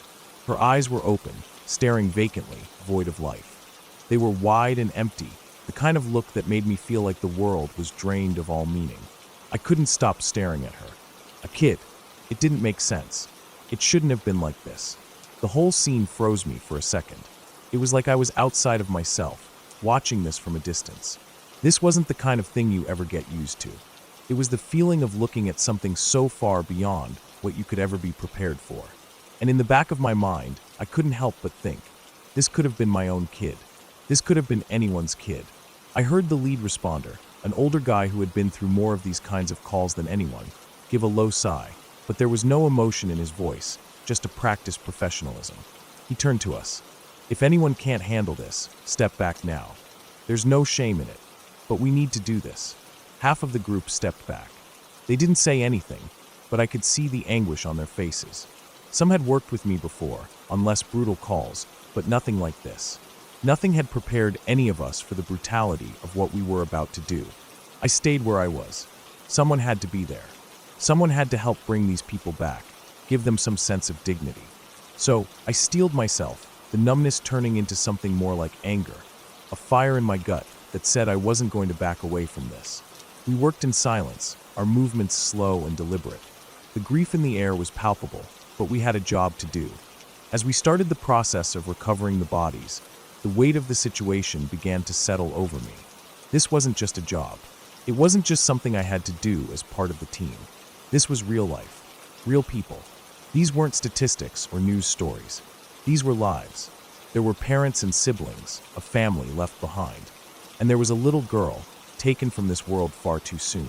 I had to keep reminding myself, I wasn't just doing this for the victims, I was doing it for the family. They had to know what happened. They had to get some sense of closure, no matter how horrible it might be. The recovery wasn't quick. We had to move carefully, managing what little remains we could collect. The emotional toll of handling those remains, the little girl, her eyes empty, her innocence lost, was more than I ever thought I could take. Every move felt like it was dragging me deeper into some dark place I didn't want to go.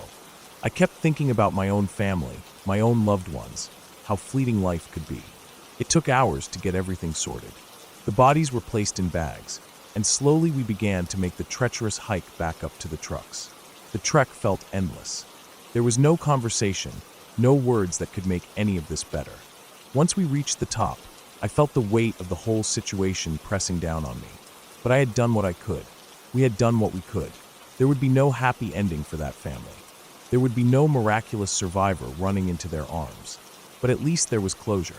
At least they would know. As we got back to the station, I collapsed into a chair, physically drained, but emotionally emptied out. I knew I wouldn't be able to shake this one for a while. Some calls you never forget. Some scenes are etched into your mind forever. That day, I understood something. Some days you do things not because they're easy or right, but because someone has to. Someone has to do the hard things. Someone has to face the darkness head on, so that the rest of the world doesn't have to see it. And maybe that's the hardest part of the job, doing what needs to be done, no matter how much it rips you apart.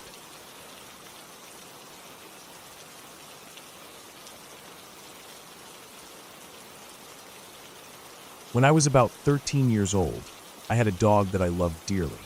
She was a little white terrier, always curious and energetic. We lived in a fairly quiet neighborhood, not the kind of place where you'd expect anything too crazy to happen.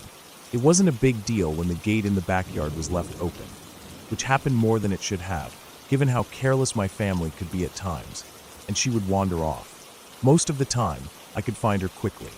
She'd be sniffing around, usually in the alleys behind people's houses, where they put out their trash. She wasn't running away. She was just curious, doing what dogs do, poking around for something interesting to get into. It had happened before, and I'd go after her, call her name, and she'd come bounding back to me when she heard my voice. We'd walk home together, no harm done. It was a routine, and I never worried much about it.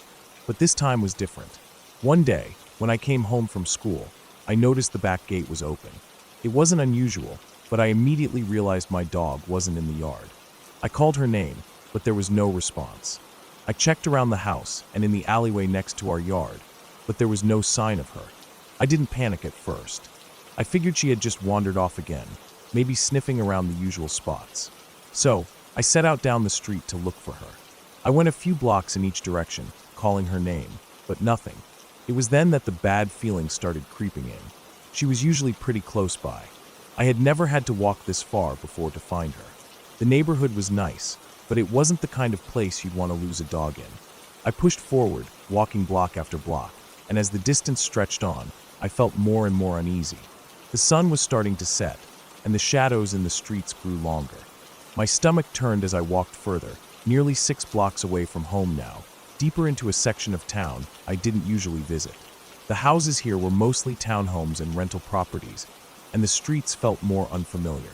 I kept looking for her, but nothing. It felt like I was walking in circles, and I could feel my heart start to race. I was starting to worry that something had happened to her, or worse, that she had been taken. As I walked through the area, I noticed a slight movement behind a wooden fence. At first, I thought it was just a trick of the light, but then I heard a familiar yip. My heart skipped a beat. I knew that sound. It was her. It had to be. I rushed toward the fence, praying it was really her. There she was, muddy and wet, frantically tugging at a chain that was wrapped around her neck, barking and looking directly at me. She saw me too, and her tail wagged furiously, but she couldn't get to me. I froze, momentarily confused. Why was she chained up like that? What was going on? It didn't make sense. She'd never been like this before. I called her name, and she responded with more excited barks. She seemed so happy to see me, but at the same time, there was a look in her eyes. Something was off. I couldn't figure it out. Who would chain her up like this? And why? I stood there for a moment, trying to process what was happening. Then I decided. I couldn't just leave her there. I walked up to the front door of the house where I had seen her and rang the doorbell. I waited a few seconds, then rang it again, growing more anxious by the minute. I could hear people talking inside, but no one came to the door right away. My anxiety started to rise, and I knocked harder. Finally, the door creaked open. An older man appeared in the doorway. He was Asian, his face weathered, with a slight frown. He looked at me, clearly sizing me up, but didn't say anything at first. "Yes?" he asked, his voice curt and suspicious. "Hi, my name is my name, and I think you found my dog. I'm so happy you did. She got out of our yard, and I've been looking for her. Thank you for getting her off the streets," I said, trying to sound as polite and relieved as I could. The man looked at me for a second, then his eyes narrowed. "What dog?" I blinked, taken aback. I could feel my stomach drop. What did he mean, what dog? I pointed over his shoulder, toward the yard. "The little white dog you have in your backyard. She's right there, tied to the post." The man didn't react. He just stared at me blankly, and then he spoke again, his voice cold.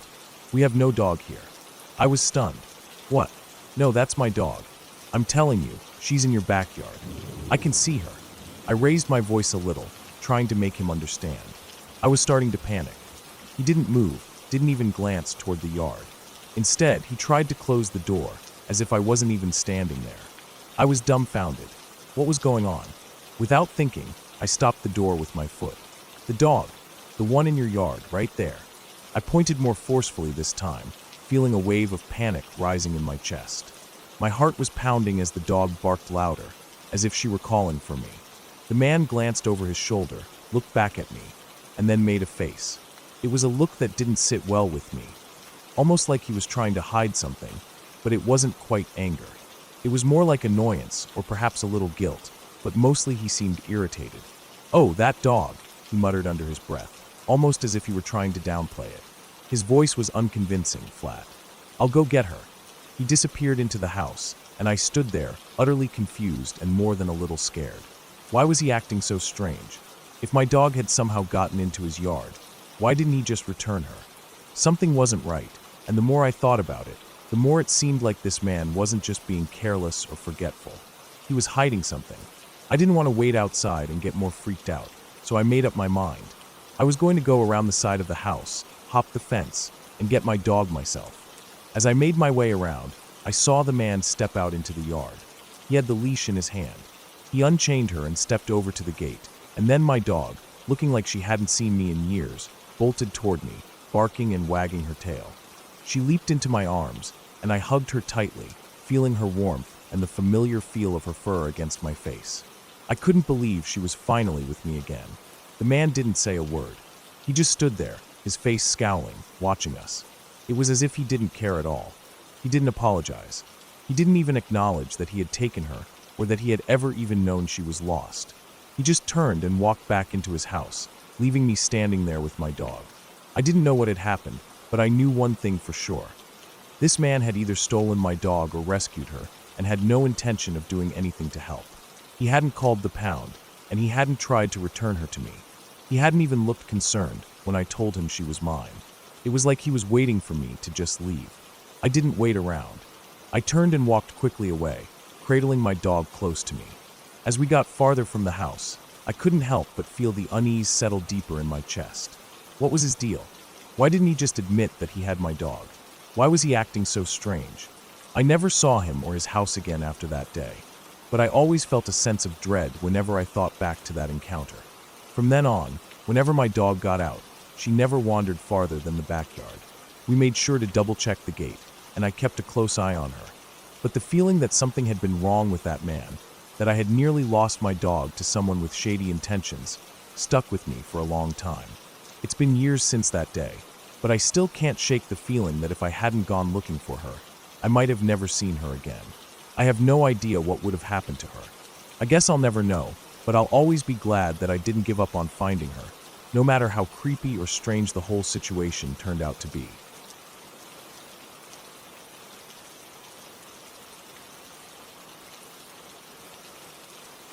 I was only 9 years old when my family decided to add on to our house, but I can still remember it all as clearly as if it happened yesterday.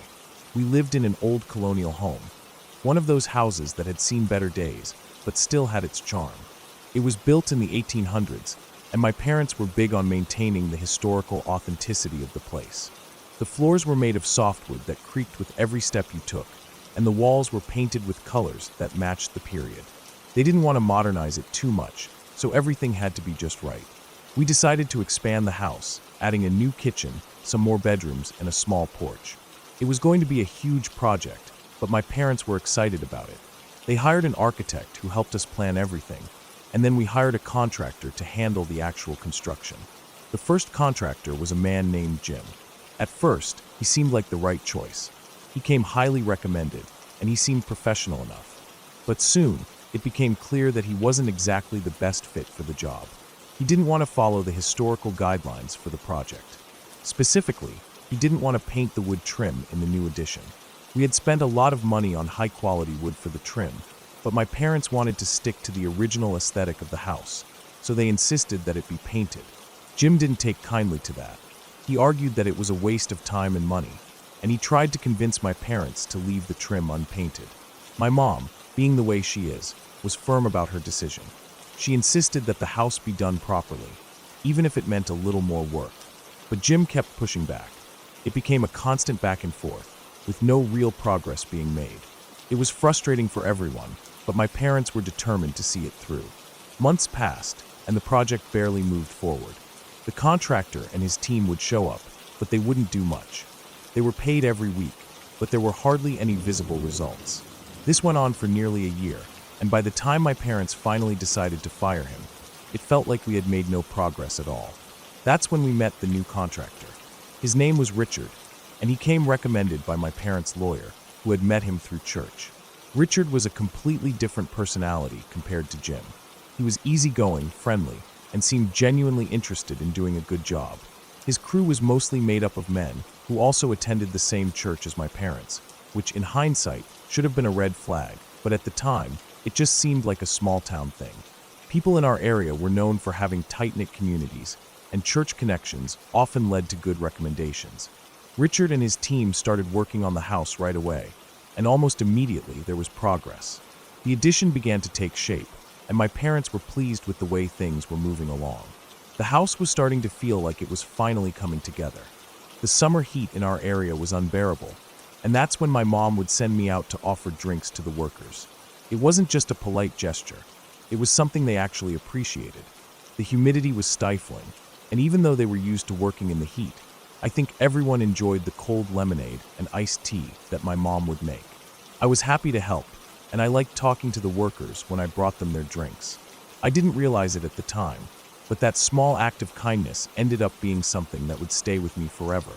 Most of the workers were nice, friendly men who seemed like they were just doing their job and going home at the end of the day. I never thought much about them, except that they were all so much older than me and probably didn't think much about a 9-year-old girl bringing them lemonade. One of the workers who stood out to me, though, was a man named Kenny. He was a little different from the others. He didn't seem to be a foreman or anything like that, but he was always around. He was a gopher of sorts, running errands, helping out wherever needed. He always had a smile on his face and would chat with me whenever I brought him a drink. I thought he was friendly, maybe a little too friendly, but he seemed harmless enough. As a kid, I didn't think much of it. He was just another person working on the house. The months rolled on, and eventually the addition was finished. It had taken longer than expected, but we were finally done. My parents were happy with the result, and the house looked beautiful. Kenny had been there throughout most of it, and by the time the construction was wrapping up, I had seen him almost every day. He was there, helping with the final touches, making sure everything was in place. I don't know how much time passed after the house was completed before I first heard Kenny's name in the news. It wasn't anything that was on my radar, but one day, my mom was reading the newspaper when she froze. I remember hearing her sharp intake of breath. I looked up at her, confused, and she handed me the paper. On the front page was a story about Kenny. Kenny had been arrested. The article said he had been charged with several counts of pedophilia. I couldn't understand it at first. It didn't make sense. This was the man who had always been so nice to me. He'd never made me feel uncomfortable. But I didn't know what was going on in his life behind closed doors. My parents later told me that he had been on a list of registered sex offenders before he started working for us. But the contractor, Richard, never mentioned it to us. My mind kept spinning. The thought that Kenny, this man who had been around me and my brother so much, had such a dark history, it made my stomach turn. I tried to push the thought away, but it lingered. It made me think back to all the times I had been left home alone with the workers. My brother, being in middle school, was often out doing his own thing, leaving me with the crew, but I never felt threatened by them. At least, I didn't think I did at the time. But what if I had? What if I hadn't been so oblivious to the situation? The more I thought about it, the more uncomfortable I felt. I couldn't stop imagining what could have happened if things had been different. What if I had been more vulnerable? Or what if something had happened when my parents weren't home? It was terrifying to think about, and it made me feel violated in a way I couldn't quite explain. I asked my mom about it later. She was as shaken up as I was. She explained that they had no idea about Kenny's criminal past. Richard had never mentioned it, and none of the other workers had brought it up. I could tell my mom felt guilty for not knowing, but she reassured me that we hadn't done anything wrong.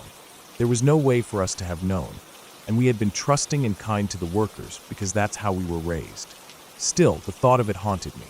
I couldn't shake the feeling that we had been so close to a dangerous situation, and that made me angry. It made me angry at Richard, the contractor who had brought Kenny into our home. It made me angry that he hadn't shared the full details with my parents. And it made me angry that I had been so trusting, so innocent, about people who were working in our house. It was a bitter lesson to learn. As time went on, I tried to forget about it, to move on, but the feeling never quite left me. Every time I passed the addition on our house, I thought about Kenny. Every time I thought about the lemonade I brought him, the way he'd smile at me, I felt sick. I couldn't look at the house the same way anymore. I still wonder if my parents ever fully processed how close we came to something terrible. It was one of those things you don't want to think about, but once it's out there, you can't ever completely forget it. The experience left me with a lingering unease about people, about trusting the wrong ones, about feeling safe when you don't really know if you are. I grew up, moved away, and started my own life, but I can't ever fully shake that feeling. The feeling of vulnerability, the feeling of having been in a place where you thought you were safe, but really weren't. The truth is, we'll never really know how much of a threat Kenny was, or what his intentions truly were. And that's what creeps me out the most, the unknown. To this day, when I hear stories about people with similar experiences, it sends a chill down my spine. There are so many people out there who hide behind friendly facades, pretending to be something they're not. We were lucky, I guess, but it's still unsettling to know how close we came to something much worse. It's one of those things I try not to think about, but it always finds its way back. The thought that someone like Kenny was in my life, was around me so much, makes my skin crawl. And every time I look at that house, I can't help but feel like it was built on a foundation of something darker, something I never saw coming.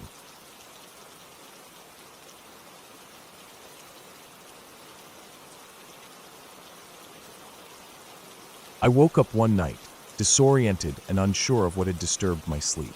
It took me a second to realize that something was wrong, really wrong. My eyes struggled to adjust to the darkness of the room, and as I shifted, my gaze fell toward the doorway. I saw it, something I can never unsee. Something that, even now, I try to convince myself was a figment of my imagination, but deep down, I know it was real. At first, I thought it was just the clothes I had hung to dry earlier in the evening. I had the habit of using the door frame in my room as a makeshift clothesline, hanging my freshly washed clothes there before heading to bed. But as my blurry eyes focused, I saw it, something moving, something wrong.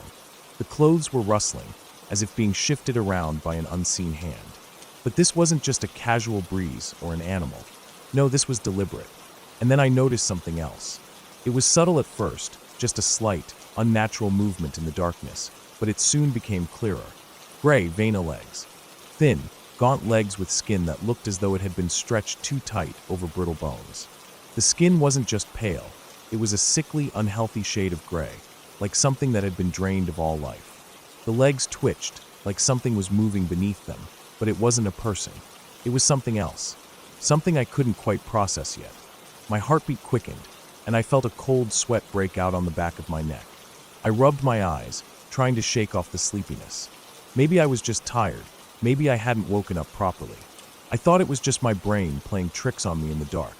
But then it moved again, and my stomach churned. I could see more now, more details that sent a shock through my veins. Thin, impossibly long fingers, too long to be human, reached through the clothes, flexing in and out of the fabric like some sort of insect. The fingers were almost like sticks, spindly and unnatural, and they were moving with an eerie purpose.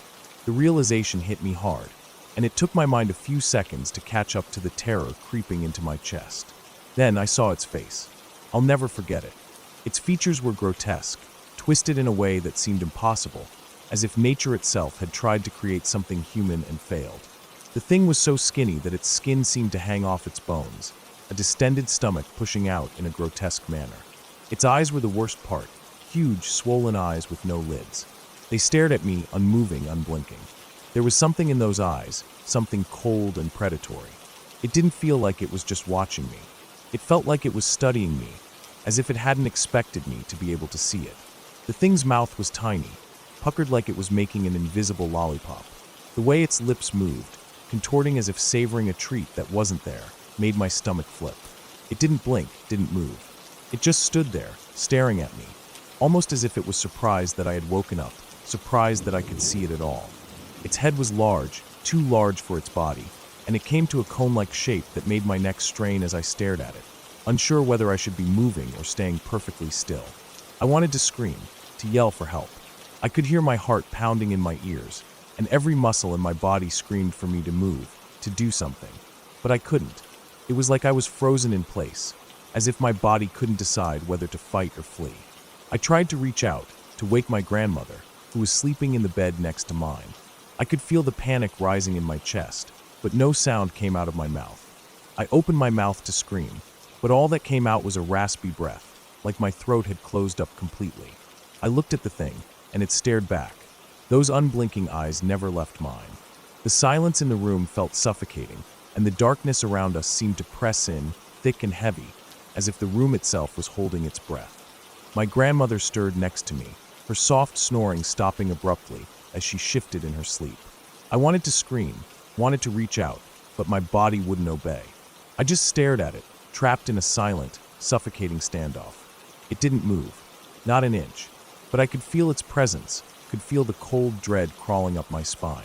It was as though it was waiting for me to do something, anything, but I didn't know what. The fear made it hard to think, to process what I was seeing. Was this real? Was it a dream? Was it some kind of nightmare? I forced myself to shake my grandmother awake. "Grandma, Grandma," I whispered, shaking her gently, but she didn't respond. The thing was still there, unmoving, its grotesque features locked in place, staring at me with those huge, lidless eyes. And then, just as quickly as it had appeared, it was gone. No movement, no sound, nothing. It was like it had melted into the darkness, fading into thin air, leaving only a cold, empty space in its wake. My grandmother stirred again, this time sitting up in bed, looking toward the door. She didn't seem to notice anything amiss. She blinked at the empty doorway, and then turned back to me with a confused expression. "What's the matter, honey? You okay?" I wanted to tell her everything, to explain what I had just seen, but the words stuck in my throat. I didn't even know where to start. I just nodded, too terrified to speak, too shaken to form a coherent thought. As the days passed, the fear didn't fade. I kept seeing things. Little things at first. My bedroom door slamming shut on its own, the unmistakable sound of scratching at the walls, strange shadows moving just beyond my sight. But those things didn't compare to the feeling of being watched, of knowing that something was still in my room, something that I couldn't see but could feel in my bones. Then one night, as I lay in bed, I woke up to the sensation of hands. Several of them, all at once, touching my legs and feet. They were cold and clammy, and I could feel the fingers, light but firm, pressing against my skin. My body froze, and my heart skipped a beat. I wanted to scream, but again, the sound wouldn't come. It was like I was trapped in my own body, unable to do anything but lie there and wait. I don't know how long it lasted, but when I finally managed to move, the hands were gone. I quickly jumped out of bed, the covers tangled around me, and I rushed to the light switch. The room was empty. There was nothing there, but the feeling didn't leave. The nightmares grew worse after that. Horrible, vivid dreams where I couldn't escape, where I was trapped in a place I couldn't understand, always being watched, always feeling that thing just out of sight. It felt like I couldn't sleep without something terrible happening, something chasing me, something touching me. I couldn't get away from it. I told my parents about everything, about the strange events, the feeling of being watched, and the demon I had seen. They listened, but they didn't seem to fully believe me at first. I don't think anyone would have believed me if I hadn't seen it with my own eyes. But the signs were there, the strange occurrences that didn't make sense. The door slamming on its own, the cold hands, the nightmares that felt more real than anything else. My parents decided to do something. They had someone come in to cleanse the room. They called it an exorcism, though I never really understood what that meant. I don't know if it was the ritual, or if it was just my own mind trying to make sense of it all, but after that night, the strange things stopped. The door no longer slammed shut, no hands touched my feet, no strange shadows followed me. For the first time in weeks, I felt a sense of relief, a sense of peace. I could finally sleep again without the fear of that thing watching me. But I'll never forget it. I'll never forget the look on its face, the eyes, the mouth, the way it seemed to be waiting for me to acknowledge it. And since then, I never sleep with the door open. Never again.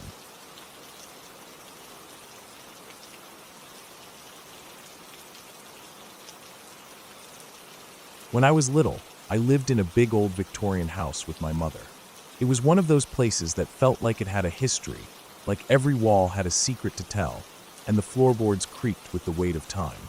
We didn't have much money, so we rented the place, but to me, it felt like a mansion.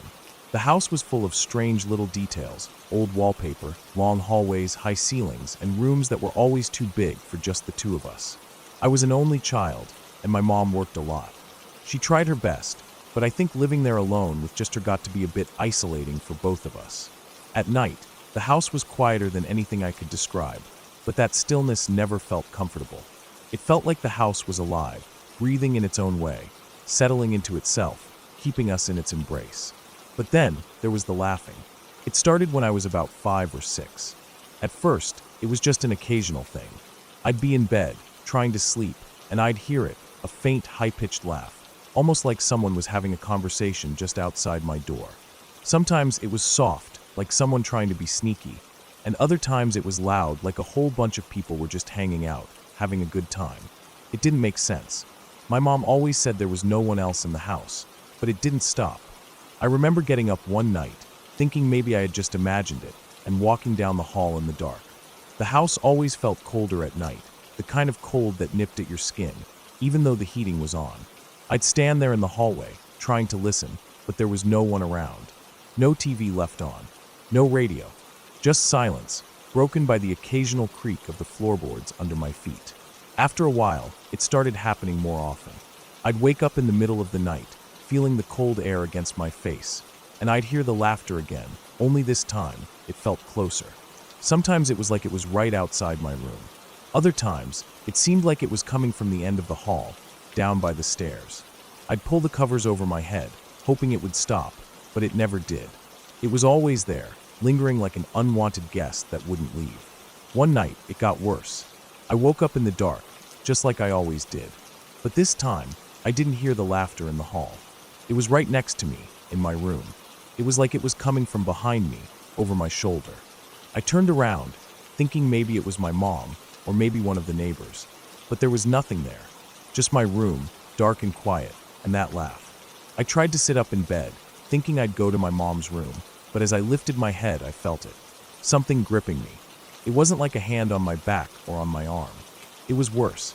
It was like invisible fingers digging into my shoulders, pinning me down. I couldn't move. I couldn't scream. The laugh kept going, right in my ear, louder now, almost like it was laughing at me, like I was part of some sick joke. I tried to cry out, but the words wouldn't come. I remember feeling the weight of it all. The laughter, the hands, the air that felt too thick to breathe in. The harder I tried to move, the tighter those invisible fingers seemed to grip me. It was like the room had gotten smaller, like the walls were closing in. I finally screamed. My voice was small, but it felt like it came from deep inside me, like something had been trapped there for a long time. And then my mom was there. She flicked on the lamp beside my bed, and the light made everything seem normal again. She looked at me with that half-dazed, half-annoyed look she always had when I'd wake her up at night. I was still frozen, my body trembling, but the hands were gone. The laughter had stopped. My mom sat down next to me, trying to soothe me, telling me it was just a bad dream. I wanted to believe her. I really did. But something inside me didn't feel right. She pulled me into her arms, and for a while, I felt safe again. But then she lifted my shirt. It wasn't anything big, just a quick check to make sure I was okay. But when she saw it, her face went pale. She took a sharp breath and looked at my shoulders, where I had felt those invisible hands. There were 2 large handprints, clearly outlined in red, right on my shoulders. They were shaped like adult hands, fingers spread wide. I remember feeling a strange mixture of relief and fear. Relief, because it wasn't just me imagining things, but fear because if it wasn't my imagination, then what had really happened? My mom's face twisted in confusion. She told me it must have been a dream, that I must have scratched myself or something in my sleep. But the prints didn't look like something I'd done. They looked too real, too clear.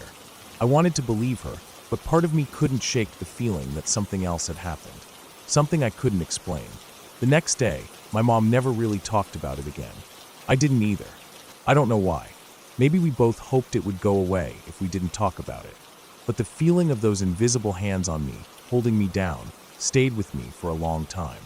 It was the kind of thing that followed you into your dreams, made you double-check that no one was behind you when you walked into a room. Years went by. We moved out of that old house when I was around 10. I didn't think about it much after we left. I tried to forget. It wasn't until recently, when I was visiting my mom, that I brought it up. I mentioned the old house and the laughter, just in passing, like it was nothing. I didn't expect much of a reaction, maybe just a laugh, or you were so young, you probably just imagined it. But my mom's face went blank. She looked at me with wide eyes, like I'd just said something I wasn't supposed to. Her expression turned pale, and she muttered, "I don't want to remember that."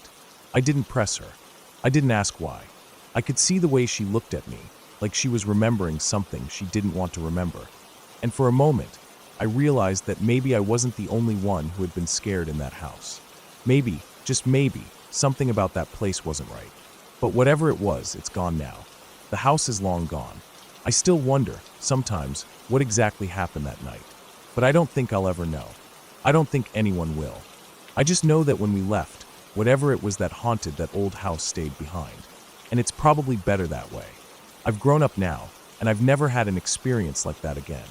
But I can't shake the feeling that some things are better left unexplained. Some memories are better left forgotten. The laughter, the hands, the fear. It all stayed back in that old house, where it belongs. But I can still hear it sometimes, in the back of my mind, like a faint echo of something that never really left.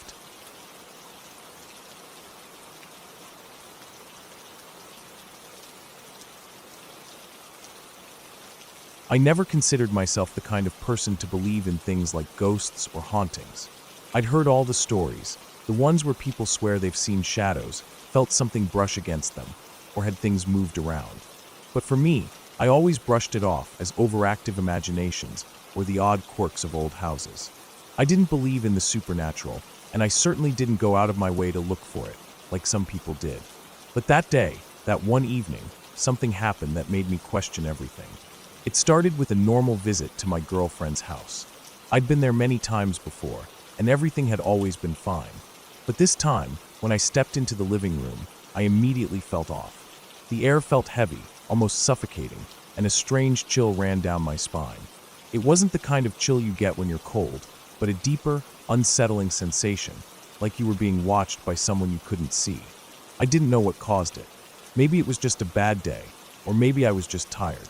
But when I looked around the room, I noticed something had changed. Her grandmother's old china cabinet was gone.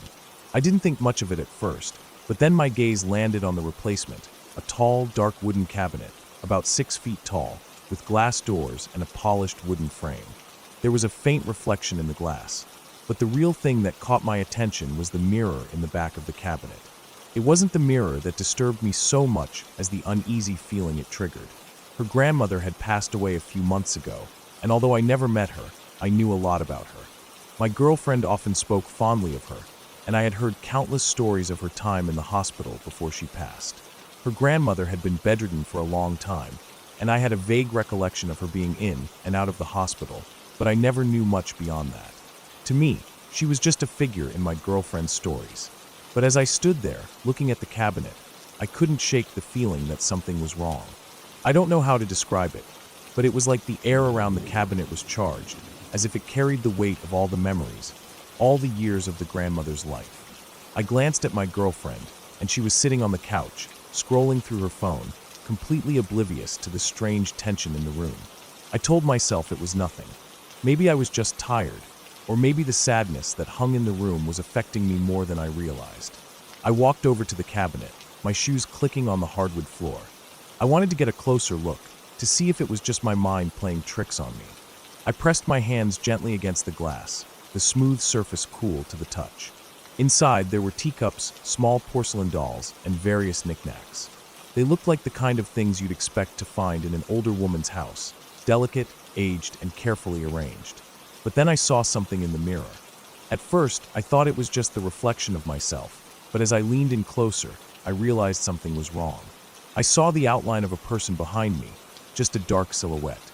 It wasn't clear, like a shadow or a figure, but it was unmistakable. I froze for a moment, staring at it. My heart raced, and the unease I'd felt when I first stepped into the room surged back. I spun around, expecting to see someone standing there, but the living room was empty. No one was behind me. I turned back to the cabinet, my mind racing, and the silhouette was gone. My breath caught in my throat. Maybe it was just my reflection, a trick of the light. But the way the figure had appeared, so suddenly and so clearly, left me shaken. I called out to my girlfriend, not because I wanted to alarm her, but because I needed to ask if she had seen what I had. "Hey," I said, my voice a little shaky. "Did you see that?" Before she could respond, I heard a sharp, high-pitched screech coming from the bathroom. The sound was so sudden, so jarring, that it made me jump. I immediately rushed toward the bathroom, my stomach in knots. My girlfriend's voice was trembling as she called out to me, but it was the screeching that had me moving faster than I'd ever moved before. I started pounding on the bathroom door, my heart racing. I yelled her name, knocking harder, my palms sweating as I tried to open the door. When it finally gave way, I found her sitting on the floor, her hands over her face, crying. She was shaking, visibly frightened, and I could see that she was in a state of shock. Through her sobs, she managed to explain that she had seen someone in the bathroom mirror. Her voice was shaky, and she kept repeating that she didn't know what it was, but she had felt the same overwhelming sense of dread that I had. She said that at first, it had just been a figure, like a silhouette, and then it was gone, but she couldn't shake the feeling that something was wrong. The more she talked, the more I began to feel the panic rise in my chest. I don't know why, but I knew we couldn't stay there any longer. Without saying a word, I grabbed her hand, and we bolted out of the house. We didn't even stop to put on shoes or jackets. We just ran, adrenaline pumping through our veins, until we reached my car. I didn't care where we went. I didn't care about anything except getting away from that place, from the house that now felt more like a trap than a home. I drove without a destination in mind, just needing to put miles between us and that house. The streets blurred by, the headlights from my car slicing through the dark, but nothing felt real anymore. The unease, the fear, it had settled deep inside me, and I couldn't shake it. For the first time, I felt like I was no longer in control. It was as if something had followed us, something that didn't want us to leave. We drove for over an hour, no destination, just aimlessly trying to outrun the feeling that had consumed us. When I finally turned around and brought her back to her house, her mother was sitting on the doorstep, looking just as unsettled as we had felt. She told us that she had seen shadows moving around the house, but when she tried to investigate, there was nothing there. She looked exhausted, like she hadn't slept all night. Her face was pale, and she seemed just as shaken as we were. We didn't stay long after that. We just exchanged a few words, and then I left. On the drive back to my own place, I couldn't stop thinking about what had happened. It didn't make sense. There was no logical explanation for the strange figures in the mirrors, no explanation for the chilling feeling that had settled over the house. I'd always been skeptical of stories about haunted houses, but this was different. This felt real. For days after that, I couldn't shake the feeling that something had been left behind, something that wasn't part of the house but was tied to it, to the cabinet, to the mirror.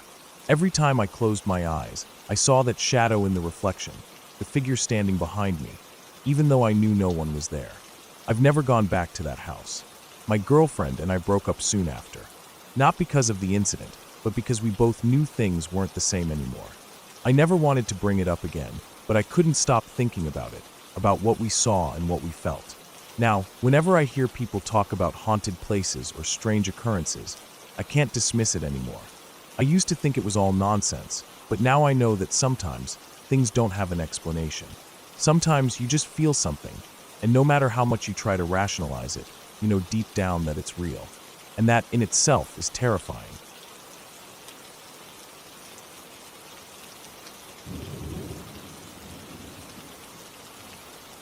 We moved to that small town in North Florida when I was 8.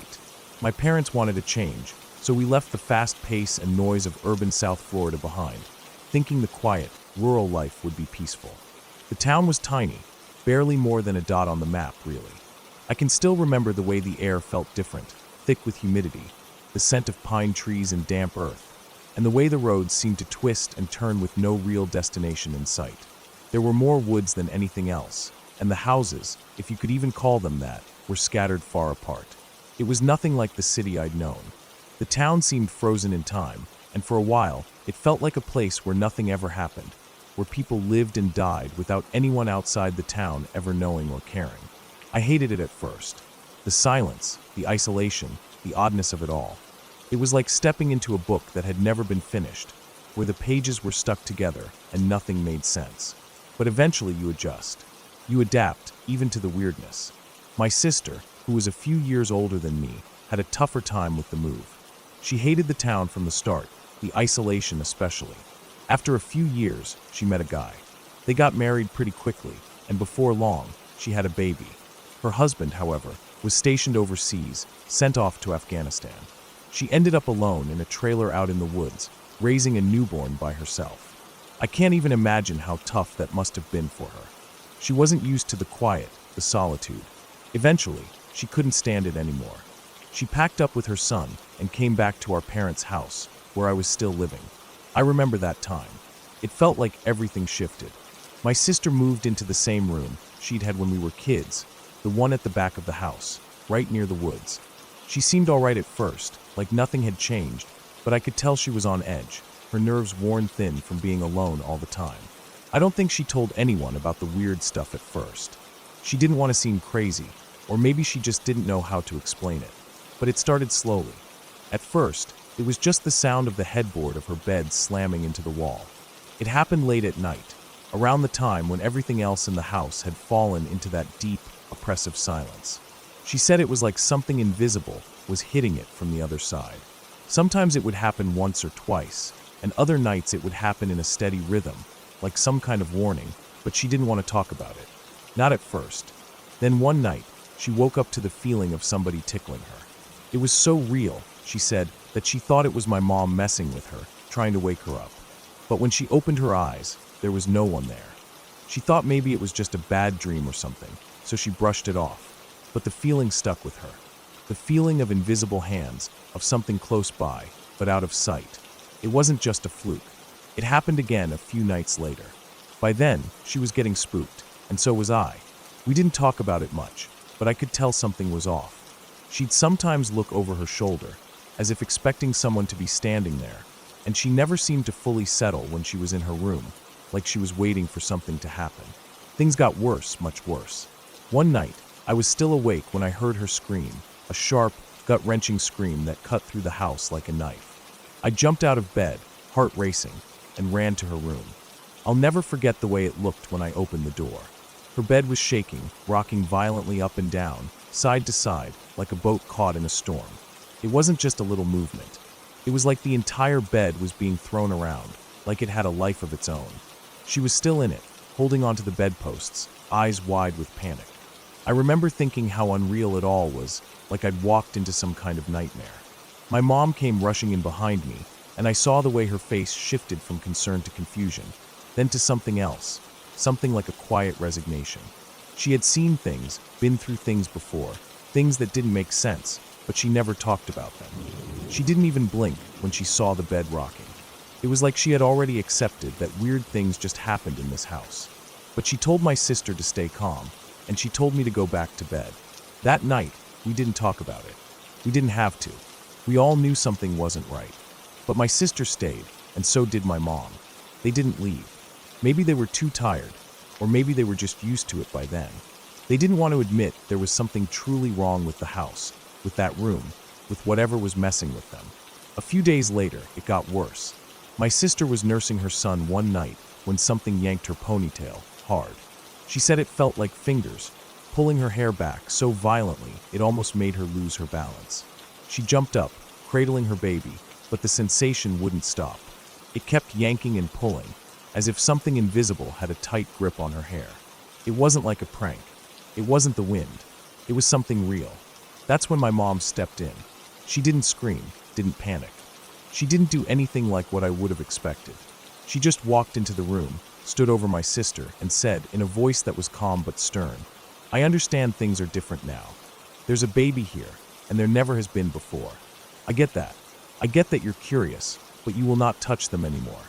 You're allowed to stay. You were here before us, but you will not touch them. Understand?" It was like flipping a switch. The tension, the fear, it all disappeared. The bed stopped shaking, the invisible hands went away, and the room felt normal. Just a room again. After that night, everything went back to normal. Or as normal as it could be, considering we'd all witnessed things that didn't have a logical explanation. My sister stayed in the room, and she said she never had another issue after my mom said those words. Whatever had been there seemed to listen. It stopped. My sister, though, never really talked about it again. She didn't mention what had happened or what she thought it was. And we all went on, as if nothing had ever happened. I think about it a lot, even now, 15 years later. I still don't know what it was. I've heard people say the house is haunted, that it was some kind of ghost or spirit, but I don't buy that. I don't believe in ghosts. I think it was something else. Something that we can't explain, that doesn't fit into our neat little boxes of understanding. Something that didn't want us there. Something that didn't like the changes, the new life, the baby. Maybe it was just a manifestation of all that fear and loneliness. Maybe it was just us, with our own unspoken anxieties, creating something real in our minds. But whatever it was, it never came back. I still don't like being in that room, even now. The house is different. The air feels heavy, like something is still there, lurking just outside the edge of your perception. But we never talk about it anymore. What happened, what we all saw, it's like it never happened. And maybe that's for the best. The weirdness of it all, the way everything just stopped, has stuck with me. Maybe we'll never know what it was. Maybe that's just how life goes sometimes. Things happen, things we don't understand, and then they stop. But I'll always remember how the air in that room felt, the way the bed rocked, the way it all seemed so real, and the way my mom just said the words that made it all go away.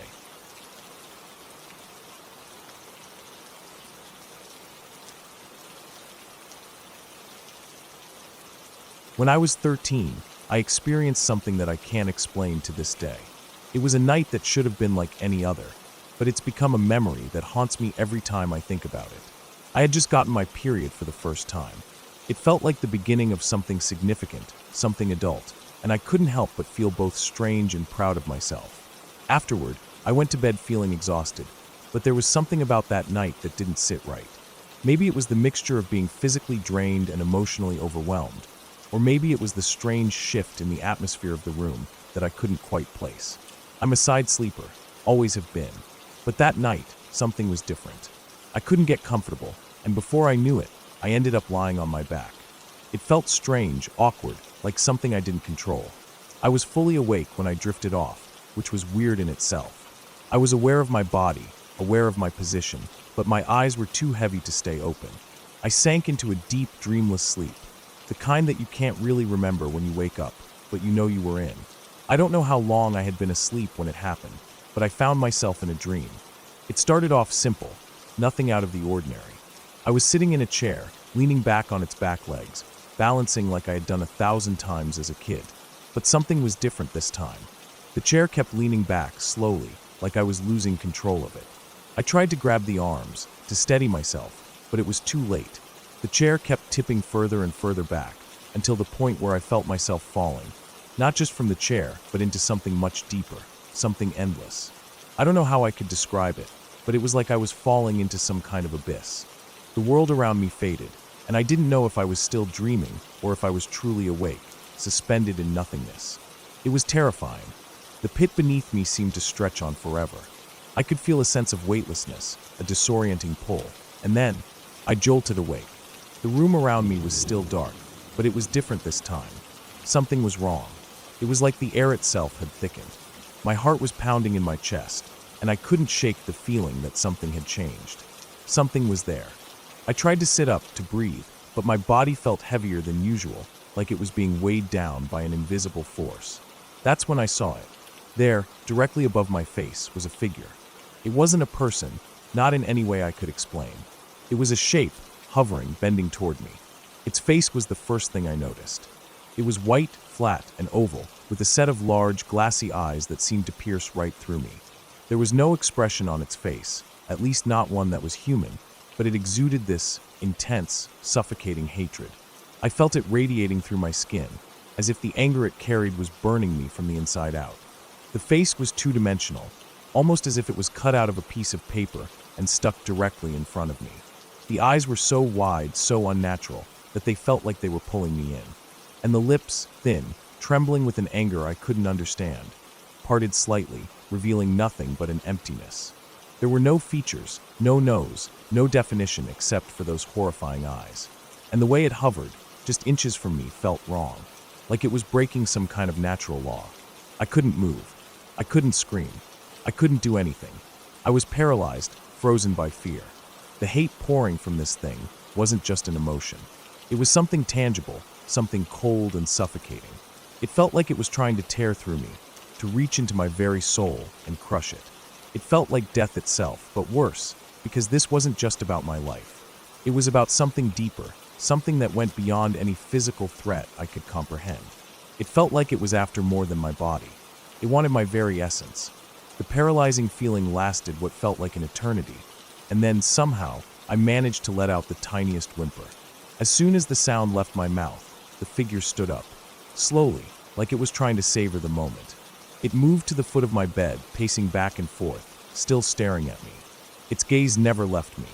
It was like a predator, trapped behind invisible glass. The frustration and rage it felt, trying to reach me, to get past whatever barrier it sensed between us, was palpable. It felt like it was charging against an invisible force, desperate to break through. It was tall, towering over my bed, its height almost reaching the ceiling. The figure was impossibly thin, like a wraith. The cloak it wore was long, black, and billowing, covering everything except for its face, which was the only thing that seemed to matter. It didn't make a sound as it paced. Its movements were deliberate, slow, as if it had all the time in the world to torture me with its presence. It felt deliberate, like it was waiting for something, waiting for me to react in a way that would satisfy it. I stayed frozen, unable to move, unable to breathe.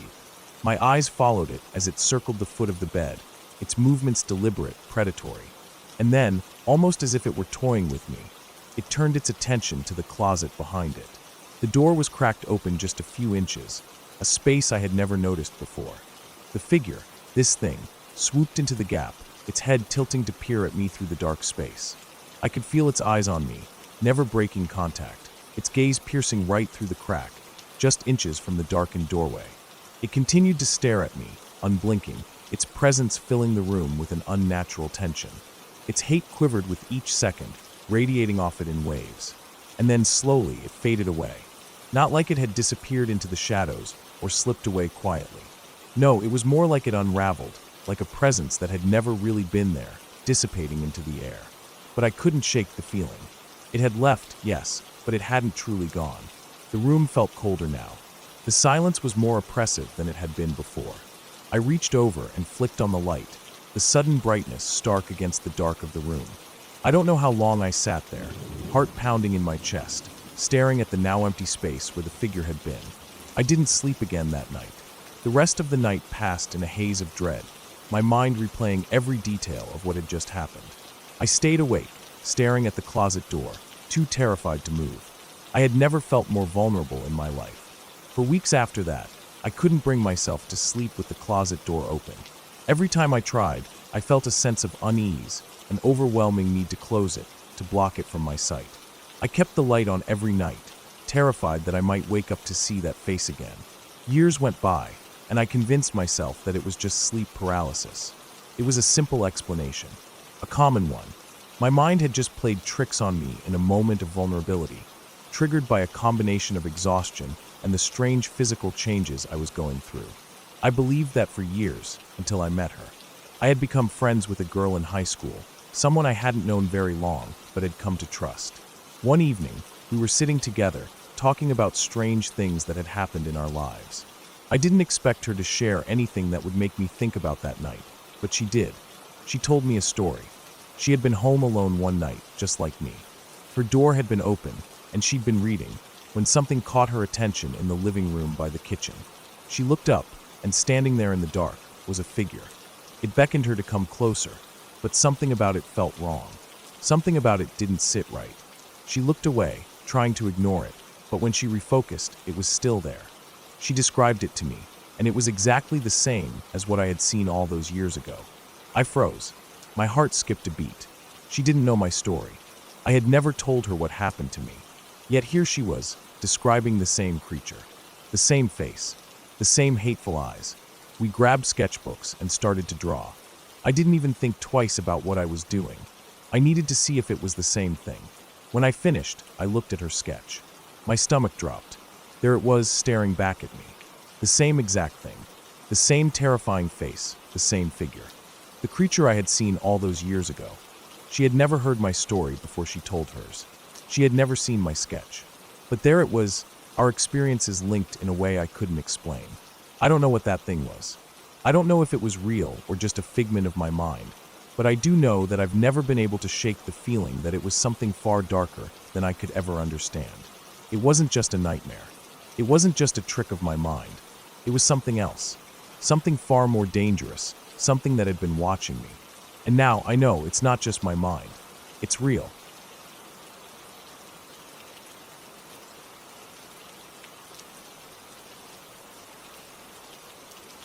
I was in the middle of my regular cable route, winding through the inner city, a job that had its ups and downs. On a typical day, I was hopping in and out of people's homes, running cables, checking connections, doing the usual. But today was different. I was already running late for my next stop, and my stomach had begun to growl in a way that could only mean one thing. It wasn't just the usual mild discomfort that comes with skipping breakfast. This was urgent. It wasn't long before I could feel the pressure building, a situation where holding it wasn't an option anymore. I needed to find a bathroom, and fast. There was a quick trip a few miles down the road, but those few miles felt like an eternity in city traffic. It was the kind of traffic that made every turn, every stoplight, feel like time was running at half speed.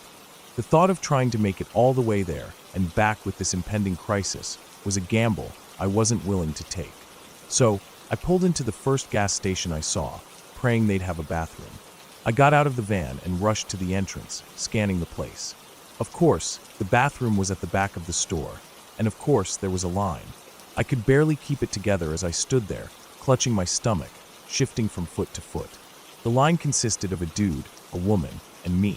The woman was older, probably in her mid-60s, maybe a little younger, but you could tell she had that "I've been around" vibe. The dude was younger, maybe in his late 20s, wearing a jacket and a hat, looking like he had somewhere to be, but also caught in the same kind of unfortunate waiting game as I was. We didn't talk much, just exchanged a few glances. The usual small talk, but no one wanted to get too friendly. It was clear we were all mentally on the edge, counting down the seconds. I tried to focus on the guy in front of me to distract myself from my stomach's escalating demands, but it wasn't working. My mind was racing. The bathroom door, the one that held the promise of relief, was just sitting there, teasing me. It felt like the longest 5 minutes of my life. Then, without warning, the dude ahead of me lost it. His face contorted, eyes wide with panic, and suddenly, he was throwing himself at the bathroom door. He screamed, no, screeched, as if he was being tortured. It wasn't a normal scream, it was raw, desperate. His body slammed against the door again and again, like he was trying to break it down. The woman gasped, stepping back, her eyes wide, her hands fluttering in front of her like she didn't know what to do. I stood frozen for a second, unsure of what to do. Was this some kind of mental breakdown? Was he on something? My heart was pounding, but not for the reasons it had been a minute ago. The sound of him trying to tear that door apart, the way he kept screaming, it set off a primal alarm inside me. Something wasn't right.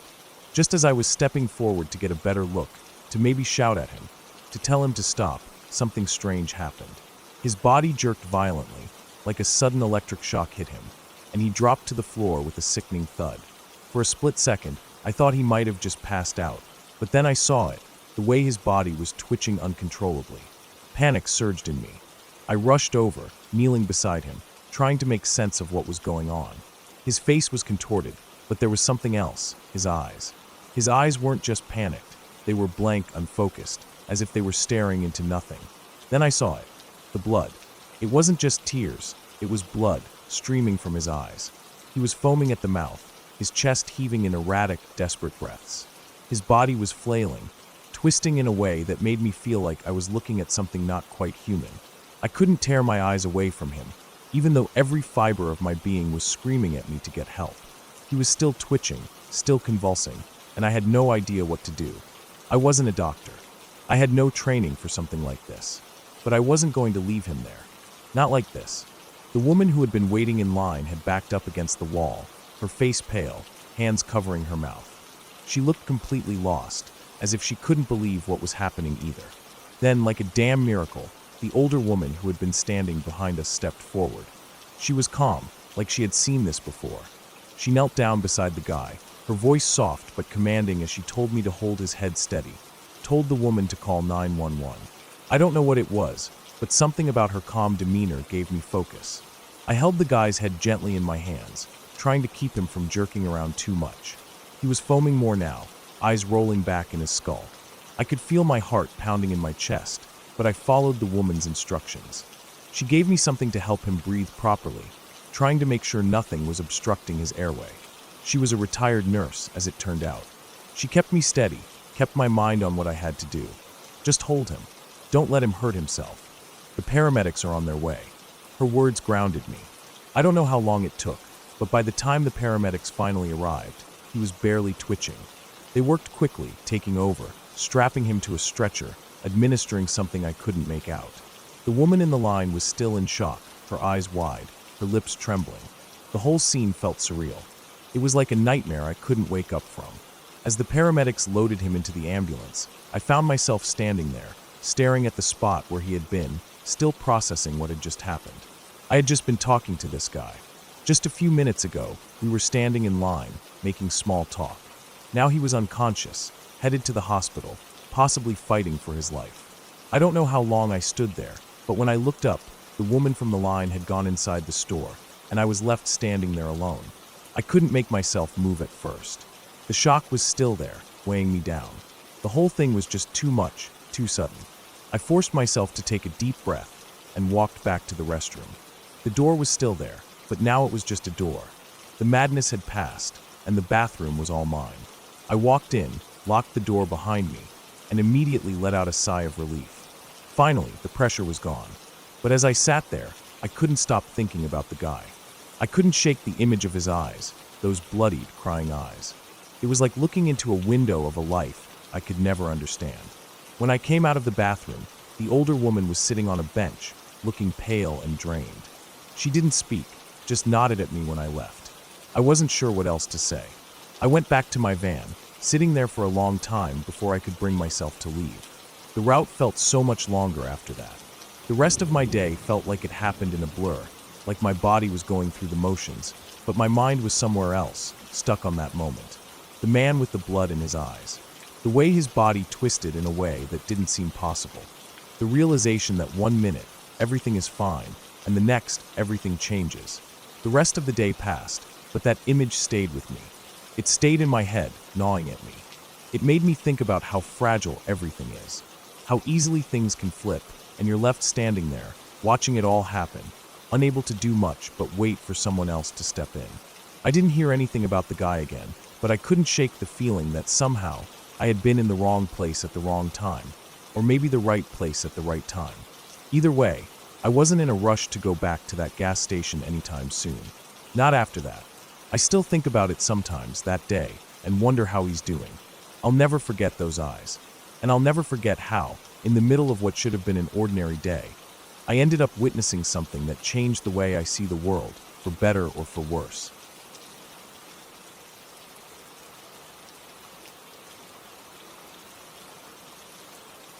When I was around 7 years old, my 2 older brothers and I used to spend a lot of time in this big, open patch of land near our neighborhood. It wasn't an official park or anything, just this wide, dusty area full of little hills and mounds where older kids rode dirt bikes and four-wheelers on weekends. It had tracks worn deep into the ground, jumps made from packed dirt, and the smell of old gasoline and sun-baked weeds always hung in the air. People called it the tracks, and it was sort of a rite of passage to hang out there if you lived nearby. We weren't supposed to go there alone. Our parents said it was too dangerous. Too many speeding bikes, too many places to fall, too many things that could go wrong. But like most kids, we didn't always listen. Especially when we were bored and it was summer and the days seemed to stretch on forever. So one day, probably mid-July when the sun was high and there was nothing better to do, we went down to the tracks with a couple shovels we'd taken from the garage. No real plan, just 3 boys looking for something to do that felt wild and fun. After walking around for a while, we ended up near this older part of the field where the motocross tracks weren't used as much anymore. The dirt there was drier, more powdery, and the weeds were higher. There was a little hill off to the side, probably built up from years of people dumping dirt and riding over it. For whatever reason, we decided that we were going to dig a tunnel into it.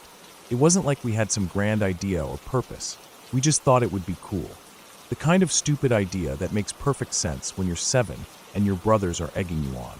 We started digging in shifts. First one of us would go at it, then switch out when we got tired. The dirt was packed enough to hold its shape, but soft enough to dig through with a decent amount of effort. At first, it was just a shallow scrape, but after an hour or so, we'd managed to dig in maybe a foot or two. That's when we started to get ambitious. We wanted to crawl inside. We thought we were engineering geniuses, making the next great hideout. So we kept digging. Another hour passed, then another. The sun moved higher overhead and baked the back of our necks. The soil was hot to the touch, almost steaming from the sun's heat. We stopped occasionally to wipe our hands on our shirts or drink from an old water bottle one of us had stuffed in a backpack. I remember the dust clinging to our sweaty skin, turning everything a shade of brown. Our hands got blistered. Our clothes were wrecked. But we were having fun in the way only kids can, totally lost in what we were doing. By the time we were maybe 3 hours in, we had carved out a tunnel that was about 6 feet deep, maybe 2 feet high and wide. It wasn't even big enough to sit up in, but I could crawl in on my belly and push forward with my elbows. The air inside was dry and stale, and the heat clung to my skin the deeper I crawled. It felt like being inside a clay oven, but it also felt like a little secret world that only we had access to.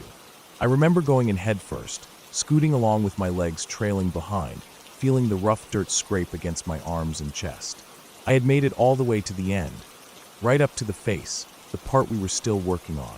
I was lying there, pushing at the dirt in front of me with both hands, thinking I'd widen it just a little more so I could turn around. There wasn't much room to move at all.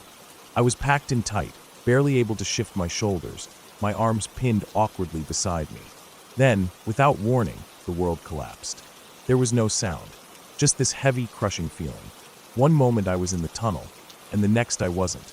Everything went black, so completely black I couldn't even see the inside of my eyelids. My face, my chest, my legs, everything was squeezed under this sudden weight. It wasn't like falling or getting hit. It was like being swallowed, like the hill itself decided to close in on me. The dirt was packed around me so tight I couldn't twitch a finger. The heat was instant. It felt like the inside of a furnace, not like a campfire or a hot summer day. This was heat that made my skin crawl and my breath catch. It came from all around, like the earth itself was cooking me alive. My heart was pounding so hard I thought it was going to rip out of my chest. My ears rang. My mind went blank for a second, like I couldn't even understand what had just happened. I tried to scream, but nothing came out. My mouth filled with dirt the second I opened it. Grit scraped across my tongue and got sucked down into my throat. I started to choke. I coughed, and that just made everything worse. My body jerked, but I couldn't move. My stomach clenched, and I suddenly couldn't draw in another breath. I was buried alive. I don't know how to describe the panic that followed. It wasn't just fear.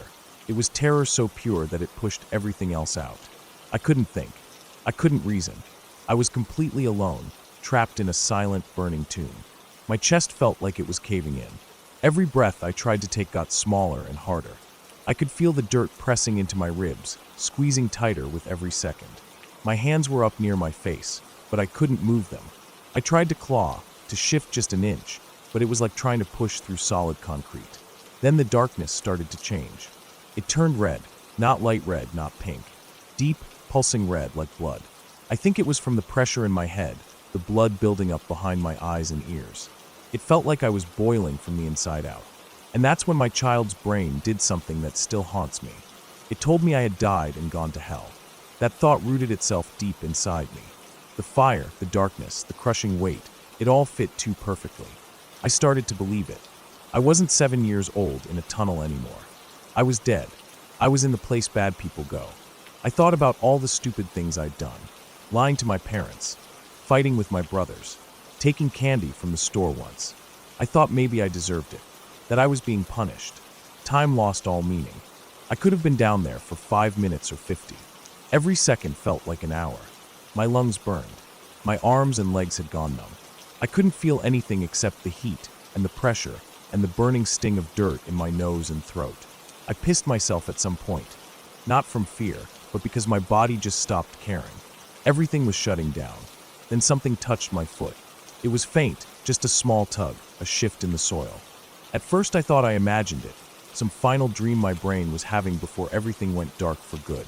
But then I felt it again, stronger this time. A hand, digging, yanking. My foot twisted slightly, and I felt a rush of cold air slip past my ankle. A sliver of hope cracked through the terror. The digging got more frantic. I felt more movement, more hands grabbing, pulling, tearing at the dirt. My body started to shift slowly, painfully, like I was being borne through stone. The pressure lifted inch by inch, starting from my legs, then my hips, then my chest. My lungs tried to gasp, but it was just coughing and spitting and choking on more dirt. The light hadn't come yet. Everything was still black and red and burning. But then, finally, my face broke free. Air hit me like a slap. I gasped, and it felt like someone was shoving a frozen knife down my throat. I sucked in again and again, each breath rattling with dirt and mucus. Hands grabbed under my arms and hauled me out the rest of the way. I landed on the dry, dusty ground outside the tunnel like a rag doll, coughing and retching and shaking. My skin was caked in dirt, packed into every pore and crease. I lay there for a long time, unable to move, just breathing, staring at the sky. It was so blue it hurt my eyes. I remember the sun hitting my face and making it feel like it was going to crack open. My brothers were there, one still digging, the other hovering over me, pale and terrified. We didn't say anything. We couldn't. We were all too shocked by what had just happened. Eventually, I sat up. My whole body ached. My throat felt like sandpaper. I realized I had dirt packed into my ears, my nose, even behind my eyeballs. My pants were soaked from pissing myself, and my hands were trembling uncontrollably. We didn't speak a word the whole walk home. I just stumbled along behind them, like a zombie. When we got back to the house, we snuck in through the side gate. My mom was inside somewhere, probably folding laundry or making dinner. My brothers took me straight to the backyard and hosed me down with the garden sprayer. I stripped off my clothes and let the water blast the dirt off my skin. It was freezing cold, but I didn't care. I just stood there, numb and silent, as the mud washed away in rivers at my feet. We never told our parents. Not then, not ever. It was like this unspoken agreement. I don't know if we were scared of getting in trouble, or if we just didn't want to think about it anymore. Maybe both. The three of us never talked about it again. We just let it fade away like it hadn't happened. But it did happen. I remember it in flashes, the heat, the weight, the darkness turning red. Even now, as an adult, the memory creeps in sometimes when I'm in a tight space or when the air gets too still. I think about how close I came to dying in that tunnel, how stupid we were, how lucky I was. Sometimes I think about how my brothers didn't hesitate. They could have panicked, run for help, wasted time. But they didn't. They just dug. Frantic, wild, desperate. But they dug. They saved my life. And I'll never forget that.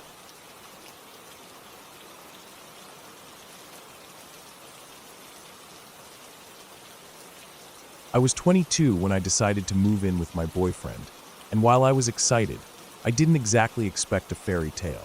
We were both broke. Not, someday things will get better broke, but the kind of broke where every dollar counted, where we ate cheap spaghetti and spent nights sitting together on the couch, reading or watching movies on a tiny TV. Our apartment was small and rundown, but it was ours. At least, that's what I kept telling myself. We lived in a one-bedroom unit on the ground floor of a shabby building in a college town. Sure, the place wasn't perfect, far from it, but there was something about it that felt cozy. The thick, toxic lead-based paint that covered every surface wasn't ideal, and the bathroom didn't have a vent, just a window right next to the shower that seemed like an invitation to any curious passerby. Still, it was home. Our home. We made it work. My boyfriend worked the graveyard shift, and I worked days, so our schedules hardly ever lined up. Most of the time, we were apart. But when we were together, we tried to make it count. A lot of the time, it meant enjoying the small things. We didn't have much, but we had each other. And sometimes that was enough. We spent a lot of time naked together. And honestly, that was okay. As time passed, I started to notice something odd. Every time I took a shower, I'd see my boyfriend's face pop up at the window. He'd peek through that old bathroom window just to watch me, grinning like a little kid. I always caught him. It became a bit of a joke between us. He'd sneak a peek, and I'd get him back by throwing a towel at him. No harm, no foul. It felt innocent enough. Funny even. But then something strange happened. One morning, I walked into the bathroom to start my usual routine and noticed a log standing upright outside the window. It was unusual. I asked my boyfriend if he had put it there, but he denied it. He said he didn't know where it came from. It didn't make sense. He was tall enough to see over the window without a log, so why would he need one? but whenever I went outside to show him, he'd move it away, claiming it wasn't his. The log would disappear for a day or two, then reappear in the same spot. It was unsettling. The yard guys who came to tend to the landscaping worked on the property regularly, but they never seemed to notice it. They must have just moved it back out of the way, I thought. I convinced myself it was nothing. Winter came, and with it the snow. The log disappeared, and I didn't think about it much anymore. Life went on. We continued living our quiet, love-filled existence in that old apartment. The weather got colder, the days grew shorter, but we were happy in our little bubble. We had each other, and that was enough. Eventually, our lease was up, but there was a great special in the complex.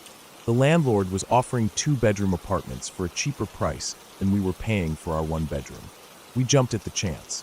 The new place was a little farther from the center of town, tucked behind an abandoned strip mall.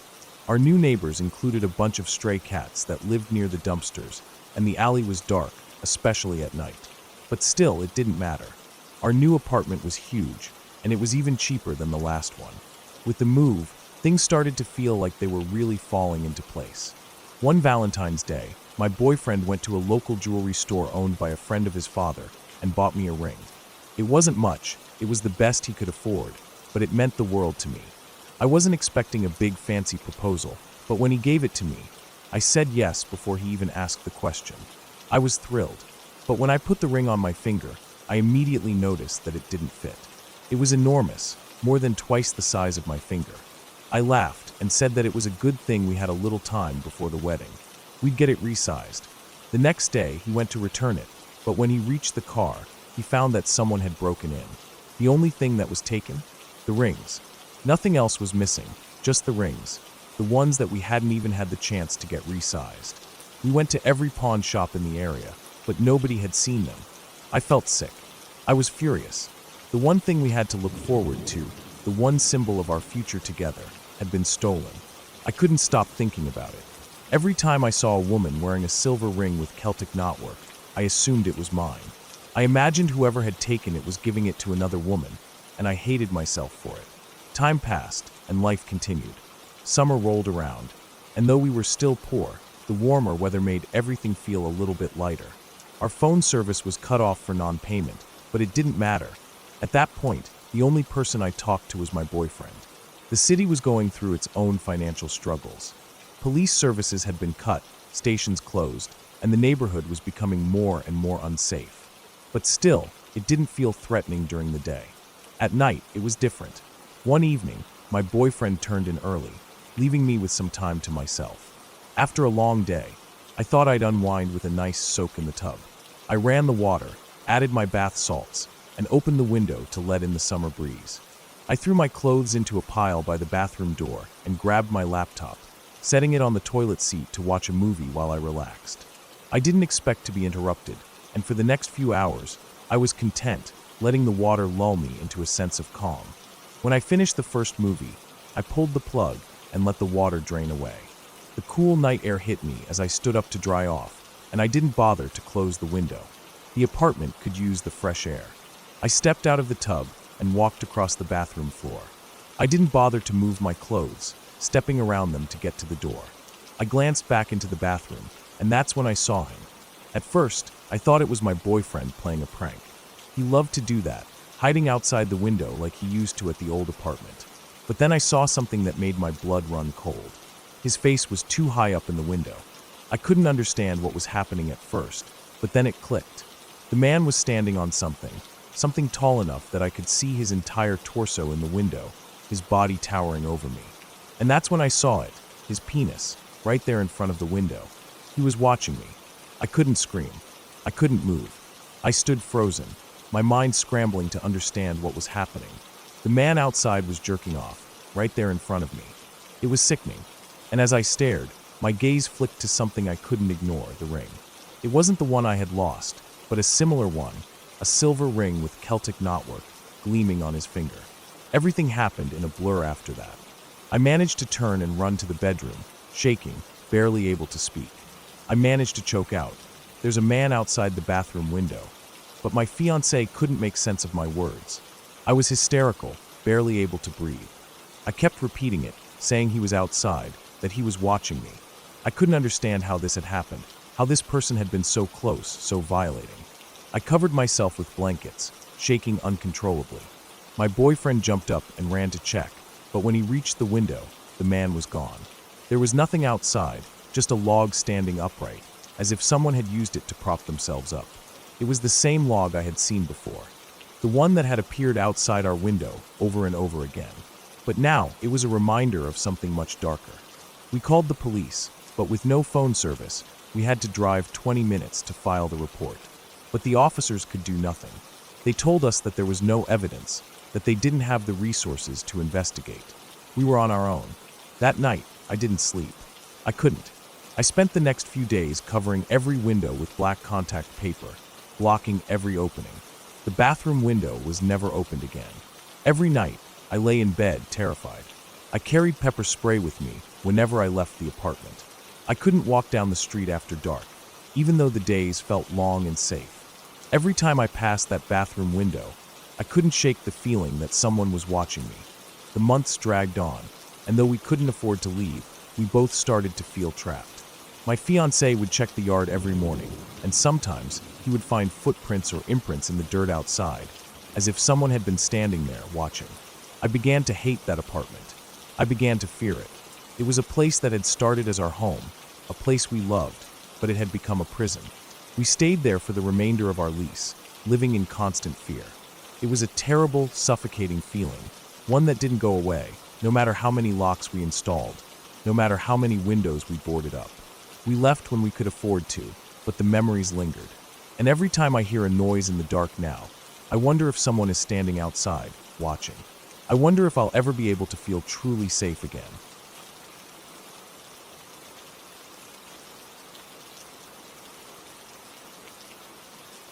It was a crisp fall morning when my dad, my uncle, and my cousins packed up for a hunting trip in the woods. I had been looking forward to it, sort of. I wasn't really into hunting, at least not the kind they were doing. For me, it was more about the adventure. I didn't care for shooting animals for sport. I knew it wasn't about food either, at least not all of it. It was about proving something, or just passing time in the woods. But still, I loved the feeling of being out there with my family, the smell of pine needles, the way the air was thin but cool in my lungs. They didn't really know what to do with me once we were out there, though. I was just a kid, too young to shoot a gun, too old to stay home. So they gave me a job. My dad set me up in one of the ground blinds with a Game Boy in my hands and a walkie-talkie. "You stay here and watch the radio," he said. "Let us know if you see any deer coming." I agreed, though I was a little disappointed. I wasn't really into hunting, but I wasn't about to admit it to anyone. I knew how much it meant to my dad, to my family. So, I took my spot and settled in with my Game Boy. The radio was all static and noise, and I didn't really expect to hear much of anything. The sun was still low, and I could see the mist rising from the forest floor. My cousins were off on the other side of the woods, looking for deer, while my uncle and dad were further up the ridge. The hours passed slowly. I focused on my game for a while, grinding through the same Pokemon battles over and over again. The little screen wasn't enough to make me forget how long it had been, how still the air was. The woods were so quiet, except for the occasional rustle of leaves, the chirping of birds, and the whisper of the wind through the trees. After a while, I was getting bored as hell. I hadn't seen any deer, hadn't heard anything on the radio, and I'd beaten every trainer in the game. The excitement was wearing off. I turned off my Game Boy and tossed it into my backpack. I rummaged around in there for a while, just trying to find something to keep me busy. I pulled out some snacks, a half-empty water bottle, and a small flashlight. Nothing interesting. That's when I heard it. At first, I thought it was just the wind. It sounded like a whoosh, soft but close. I paused, listening, but the sound didn't come again. Then, I heard it a second time, louder this time. It was definitely closer. My stomach turned a little, and I got up to check outside the blind. I took a few cautious steps, looking around, but there was nothing unusual. The air felt thick, almost sticky, but there was nothing I could see or hear to explain the sound. I walked around the backside of the blind, just to be sure. As I rounded the corner, I froze. The wall of the blind, the side facing the trees, was covered in something. I didn't see it all at once. My mind couldn't make sense of what I was looking at. It was like a ripple in the air, movement, but not from anything I could identify. Then I blinked, and it hit me. Spiders. Hundreds of them, maybe thousands.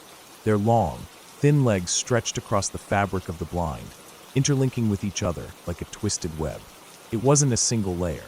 It was a mass, an entire wall of spiders. My heart stopped. I don't even know how long I stood there, staring at it. It felt like an eternity. I wanted to scream, to run, but my legs wouldn't move. My mind was trying to make sense of what I was seeing. It didn't make sense. How could there be so many? How could they all be on the same wall? I had heard stories before about things in the woods, bugs, wild animals, and such, but nothing like this. The spiders were still, but they moved slightly, shifting with the breeze. Their spindly legs barely seemed to touch the blind, as if they were floating. The closest ones were bigger than I had ever seen, their bodies dark and bulbous, their legs long and thin, almost translucent in the dim light. The sheer volume of them was overwhelming. It wasn't just a few straggling spiders. It was a swarm. I don't remember making the decision, but somehow I was backing away. I was breathing fast, my heart pounding in my chest. I looked around for a way out. My brain was screaming at me to run, to get away, but I didn't know where to go. I had been dropped off at the blind. The camp was far away, and I had no idea how to get back. I didn't know what to do. I didn't want to go back inside the blind. I didn't want to be anywhere near those spiders, but I couldn't leave either. The fear made my mind race. I thought I could try to burn them off. Stupid, I know, but it was the only thing I could think of. I rifled through my backpack, my hands shaking as I grabbed the can of off spray. I didn't even care what it was. It was something. I pulled out my lighter, too. The plan was simple enough. Spray the spiders down with the bug repellent, light the lighter, and hope the fire would drive them away. I know, looking back, how dumb it was, but in that moment I was desperate. I wasn't thinking straight. I was just terrified. I stood in front of the blind, my hands unsteady as I sprayed the repellent over the wall of spiders. The air stank of chemicals, and the spiders began to move. They twitched, their long legs curling in on themselves, but they didn't scatter. They just seemed to sit there, waiting. I struck the lighter. I remember the moment it hit. The flame flared, and I felt the heat rush toward me. But instead of scattering in panic like I thought they would, the spiders reacted in the worst possible way. The entire wall seemed to detach. They launched into the air, flying directly at me, propelled by the fire. It happened so fast. I screamed. I screamed louder than I had ever screamed in my life. I could hear the spiders landing on the ground, their legs tapping on the earth like 1,000 tiny hammers. I couldn't see them, but I could feel them. I could feel the burning sensation as they swarmed around me, crawling over my skin and my hair, all over my clothes. I dropped the lighter, rolling on the ground, flailing my arms, trying to get the spiders off me. I couldn't breathe. I was choking on fear, on panic, on the suffocating sensation of their legs against my skin. I tore my clothes off in a frenzy, anything to get them off, but it didn't help. It just felt like they were everywhere. My heart was pounding so hard in my chest, I thought it would explode. I didn't know what to do. My mind was racing. I was crying. I don't even remember how long I stayed there, rolling in the dirt, but eventually, I managed to scramble to my feet, my breath coming in ragged gasps. I pulled the walkie-talkie from my bag and called my dad. Dad, please, get me out of here. We're going home.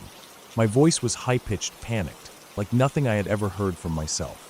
I don't remember the exact words I used, but I know I was begging. My dad's voice crackled over the radio. What's going on? Are you all right?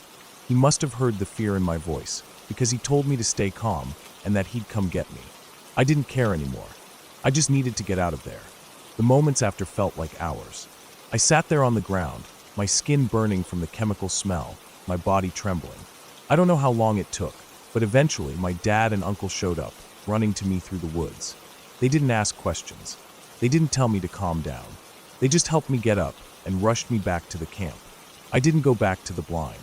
I didn't care about the hunting trip anymore. I didn't want to be anywhere near those woods, those spiders. When we got back to the camp, I took a shower, but I still felt like something was crawling on me. It wasn't until hours later that I calmed down enough to sleep. But even then, my dreams were filled with the sound of spiders skittering across the floor. That day marked something in me. It wasn't just the fear of spiders. It was the feeling of being trapped, of having no control. No one could save me until it was too late. And after that day, I didn't care about hunting. I didn't care about anything else. The fear of spiders never left me. Even now, I can't stand to be near them. I avoid places where I think they might be. I still have flashbacks to that moment, the sound of the spiders, the way they burned and flew at me. I know it's irrational, but it's there, deep in my mind. I went to therapy after that trip, trying to deal with it. I learned to manage the fear, to breathe through it, but it's still with me, and I don't think it will ever fully go away. And I'll never forget that day. The day I saw a mass of spiders burning and flying at me, and I realized how close I was to losing control.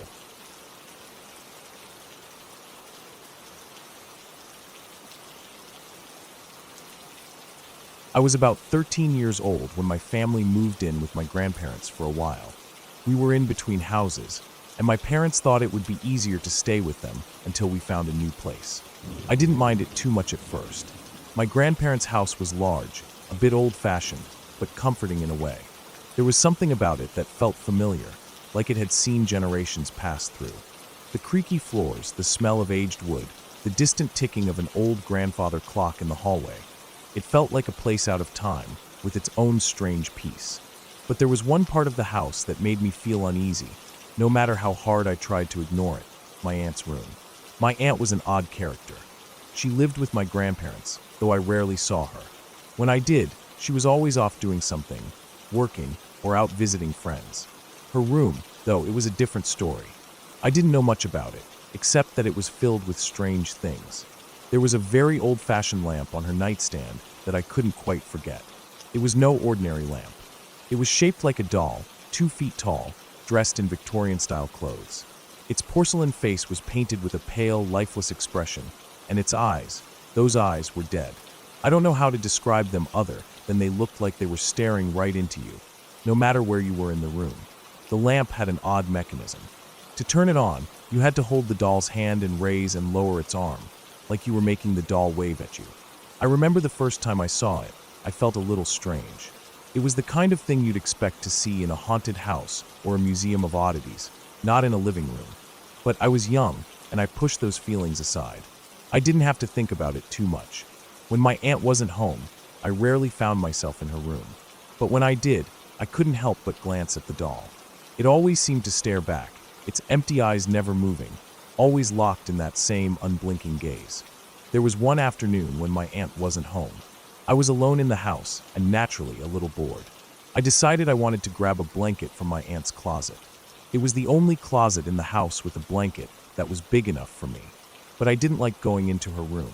The memories of that doll, the way it seemed to silently watch me, made me avoid the place whenever possible.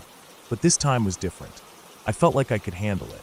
The house was quiet, the sun shining through the windows, casting long shadows across the floor.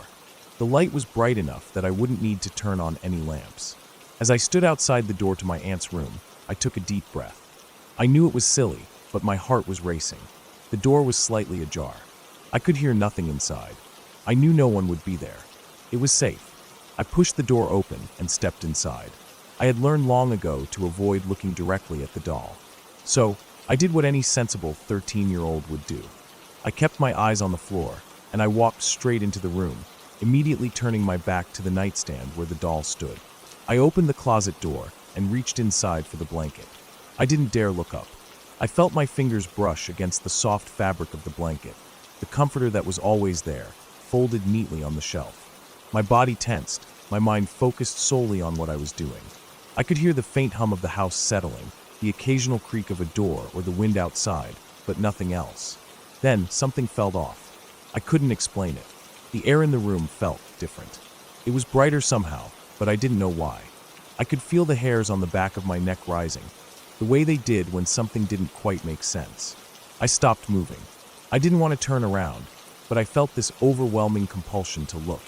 My breath caught in my throat as I slowly, cautiously lifted my head. That's when I saw it. The lamp was on. The light was on. My mind didn't understand it. I knew I hadn't touched it. I hadn't even looked at it. And yet, the doll's lamp was glowing, casting a soft, eerie light across the room. I stood frozen, my body paralyzed with fear. I couldn't move, couldn't think, could only stare at that damn doll. Its arm was raised. The hand was pointing directly at me. No, I thought. No, that's not possible. But there it was. The lamp's light flickered slightly, casting strange shadows that danced along the walls, and the doll's eyes seemed to follow me. They always did, but this time it was different. This time, they weren't just staring, they were watching me. I don't know how long I stood there. It felt like an eternity, my body refusing to move, my heart hammering in my chest. I wanted to run. My mind screamed at me to get out of the room, to turn and bolt as fast as I could, but my legs felt like they were glued to the floor. The more I stared at the doll, the more that feeling of dread grew inside me. The more I felt like I couldn't breathe. The more I felt trapped in the room with that thing. The doll that was no longer just a lamp. The doll that seemed to be alive in some way, some unnatural way. I remember my survival instinct kicking in, a jolt of adrenaline rushing through my body, and suddenly I was moving. I turned sharply, pushing past the door to get out of the room, my heart pounding in my ears. My feet barely touched the floor as I rushed out of the room, into the hallway, and then down the stairs, out of the house, into the safety of the backyard. I didn't stop running until I was outside, where the sun was still bright and the air felt warmer. I sat on the steps of the porch, my hands shaking, my chest tight with panic. I couldn't understand what had happened. I couldn't explain it. There had been no reason for that lamp to turn on, no reason for the doll to suddenly raise its arm and point at me. But it had. I didn't go back into that room again after that day. It wasn't just the lamp. It was everything. The way the air felt when I was near it, the way the room seemed colder, darker, even when the sun was shining. My aunt never mentioned the doll, and I never brought it up. I'm not even sure if she knew that it was a problem for me. But after that, I didn't want to be alone in that house ever again. Over the years, the memory of that day faded, but it never really went away. I still don't know what happened, and maybe I'll never truly understand it. Maybe I'll always have that image burned into my mind. The doll's raised arm, its hand pointing straight at me, its eyes staring without emotion, as though it knew something I didn't, something I couldn't escape. And even now, years later, I can't help but feel uneasy whenever I think about it. It's the kind of memory that sticks with you, that stays in the back of your mind and never quite lets go. I never went back into that room, never looked at that doll again, and I don't think I ever will. Maybe it was just an accident, a coincidence. But sometimes I wonder if there was more to it, if something, some force, had made that doll move. I still don't have an answer, and maybe I never will. But I know one thing for sure. I'll never forget the day the doll pointed at me.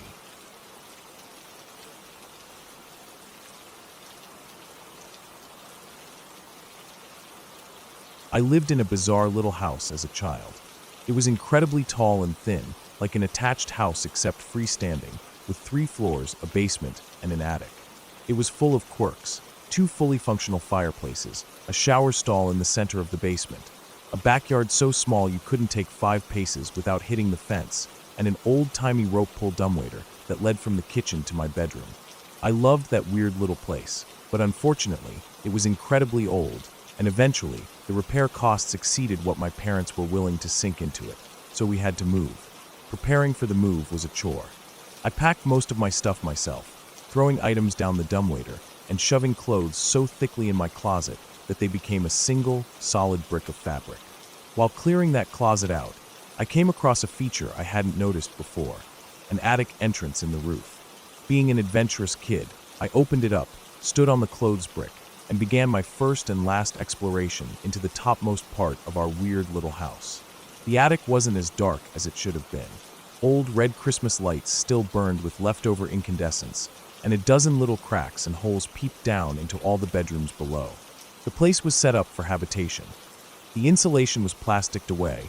There was an old gurney piled with sleeping bags and sheets, and a rusted mint green refrigerator, which still worked when I tested it. Then I saw the bones. There were a lot of bones. I was a kid at the time, with a limited understanding of anatomy, but there were bones of all types heaped into a series of piles around the center of the attic. Small and large, clean and white, from every imaginable sort of creature, haphazardly stacked in a half-dozen clumps. 2 of them were blackened, as if someone had tried to burn them, and the walls nearest those blackened piles were scrawled in dark bone char messages.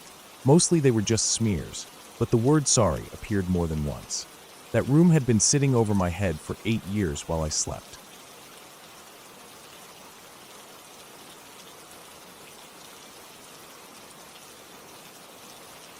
When I was 17, I spent a lot of my free time working with my uncle. He He was one of those guys who always had something going on, always working, always moving, always doing. He didn't have a formal job in the way most people did, but he had his own painting business. It was small but steady. He painted houses inside and out, mostly in the spring, summer, and early fall.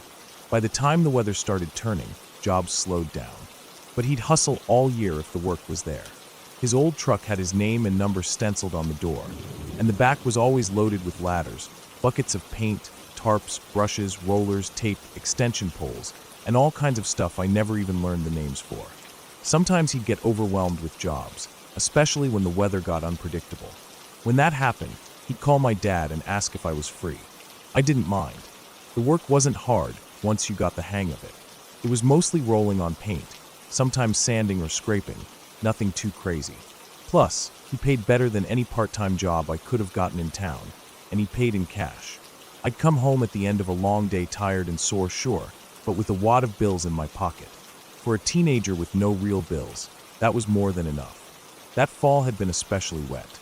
The kind of rain that didn't come all at once, but just lingered. Days and days of mist, light showers, fog that sat on the grass until noon. You couldn't paint in that. The paint wouldn't stick right, and it'd start to bubble and peel by the next season. So my uncle's schedule had gotten backed up. He had a few houses started, and none of them finished. Most of the people understood. It wasn't his fault, and they knew the weather had been crap. But one job in particular was starting to weigh on him. There was this old Victorian house tucked away in one of the quieter neighborhoods. You know the kind, tall and narrow with lots of trim, gables, those fancy little wood details everywhere. It was beautiful, but looked like it took forever to paint. This couple had hired my uncle in midsummer to repaint the whole exterior. The woman was nice, polite on the phone and in person. Her husband was a writer, apparently. I only saw him once or twice during the early parts of the job. Always seemed a little distant, like his mind was somewhere else. But he nodded and smiled when we passed him, so I didn't think much of it. Because of the delays, we had only managed to finish the front and one side by the time October rolled in. Then the rain started and wouldn't quit. He told me the woman had called a few times, checking in, asking when we might be able to finish the rest. The back of the house, in particular, was bothering them. Her husband worked in the attic study, and apparently the scaffolding in the backyard was distracting him. She said he was trying to work on his next novel, and the half-finished paint job was throwing off his focus. My uncle didn't like feeling like he was letting people down. He told them he'd get it done by early fall, and now it was dragging into November. So when we finally got a stretch of dry weather, a couple days of clear skies and warmer temps, he made the call to get over there as soon as possible. He told me to meet him at his house after lunch. I grabbed my hoodie, gloves, and boots, not really thinking twice. It was supposed to be a 2-day job at most, just finishing the last side and the back. We figured if the weather held, we could be out of there before the weekend. I remember pulling up to the house that afternoon. It looked like something out of a movie. The sky was that solid gray, not stormy but just dull. The air had that early winter bite, even though it wasn't really cold. Not yet, but it was that kind of air that crept into your clothes and made you feel cold from the inside. There weren't any birds or squirrels making noise. It was just still, quiet in a way that made you notice it. The house stood tall at the end of the street, wrapped in those old black iron fences with curling points at the top. A big oak tree loomed in the front yard, branches bare and reaching out like fingers. The scaffolding was still up in the back, where we'd left it weeks before. A little rustier now from all the damp weather. It was a 3-level setup, just tall enough to reach the eaves under the attic window. We parked out front, and my uncle got out first. He didn't say much, just nodded toward the back and started unloading. I helped him carry paint cans, brushes, trays, a few drop cloths, and the harness belts. I remember thinking that I'd rather be anywhere else at that moment. The air smelled like wet leaves and metal. The kind of day that makes you feel tired before you've even started. Once we got around back, he handed me one of the belts and asked if I was still okay with heights. I lied and said yes. It's not like I had a serious fear of heights, but I didn't love them either. Being 3 stories up on rickety scaffolding didn't exactly thrill me, but I wasn't about to say that out loud. I clipped the harness to one of the support bars and started climbing with a can of paint dangling from a strap and my brush kit hanging from my belt. At the top, the wind was a little stronger. The house was taller than most, and being that high up with nothing but boards under your feet makes you hyper-aware of every breeze. I set down my tools and cracked open a can of off-white exterior paint, the same color we'd used on the rest of the house. I dipped my brush, wiped the excess, and started working. It was just like every other time I'd painted a house. My body kind of went on autopilot. You get into a rhythm. Brush, stroke, dip, repeat. I was working my way left to right, moving steadily toward the small oval window at the peak of the back wall. It was a nice window, probably original. The kind with that thick old glass that slightly warps your view when you look through it. That window looked into the attic, which I remembered my uncle saying was the husband's writing room. As I got closer, I found myself glancing at it every few minutes, just out of habit. I didn't really expect to see anyone up there, but I did. It was the husband. I don't remember exactly how close I was when I noticed him, but I had just moved my ladder board and dipped my brush again. When I stood up and looked toward the window, there he was, standing behind the glass. His face was maybe 2 feet from the pane, directly in line with mine. I froze for a second, not because he was doing anything, just because his face didn't look right.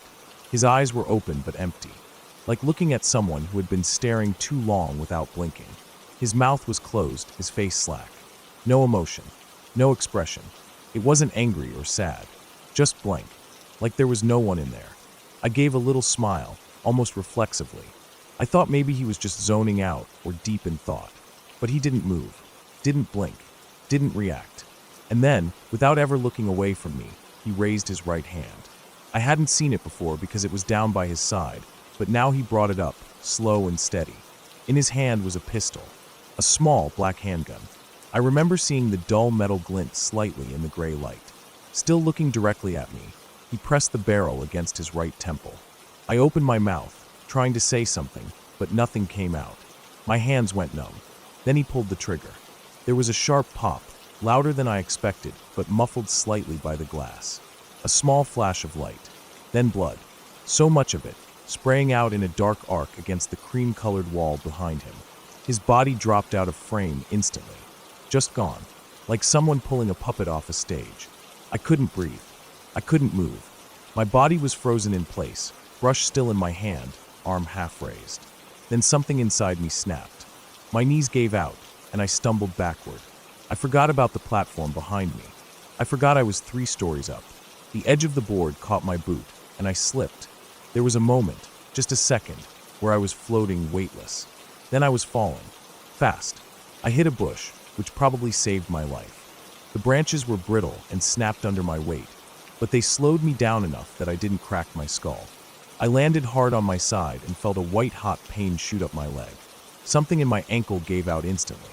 I screamed, this time louder than I had up on the scaffold. My uncle came running from around the side of the house, having heard both the gunshot and my fall. I could barely speak. All I could do was point toward the attic window, now empty. The police came, of course. The ambulance, too. They took me to the hospital and set my ankle in a cast. The doctor said I was lucky. If I'd fallen any other way, I might have broken my back or worse. But it was my head that took the real damage. I had nightmares for months. Not of the fall, not of the pain, but of that man's face. That expression, or lack of it. That emptiness. It was like looking into a void.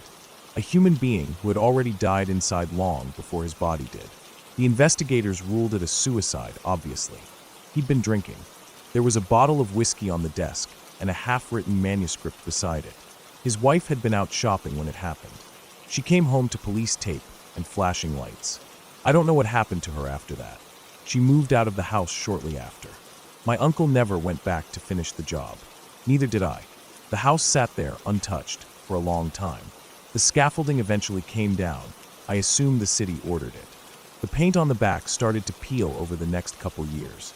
Grass grew high in the backyard. No one bought the place. I don't go down that street anymore. It's not far from where I live, but I take the long way around.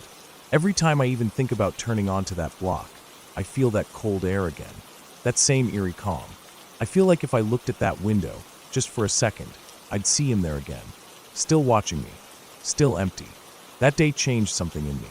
I never painted another house after that. I couldn't be near scaffolding or ladders without shaking. The smell of fresh paint still makes my stomach turn, but it's not the fall that did it.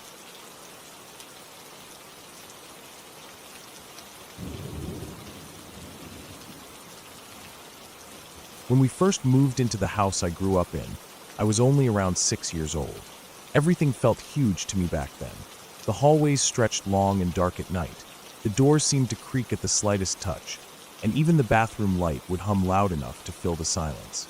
I remember the day we moved in like it happened yesterday. Cardboard boxes stacked higher than my head, my dad swearing under his breath while moving furniture, and my mom directing everything from the kitchen, trying to make it all feel like home as quickly as possible. My room was on the left side of the house, past the hallway and next to the bathroom.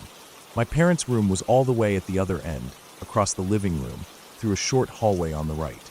That layout became burned into my brain because, for whatever reason, those distances seemed so important when I was little, especially when I started hearing things. It began subtly.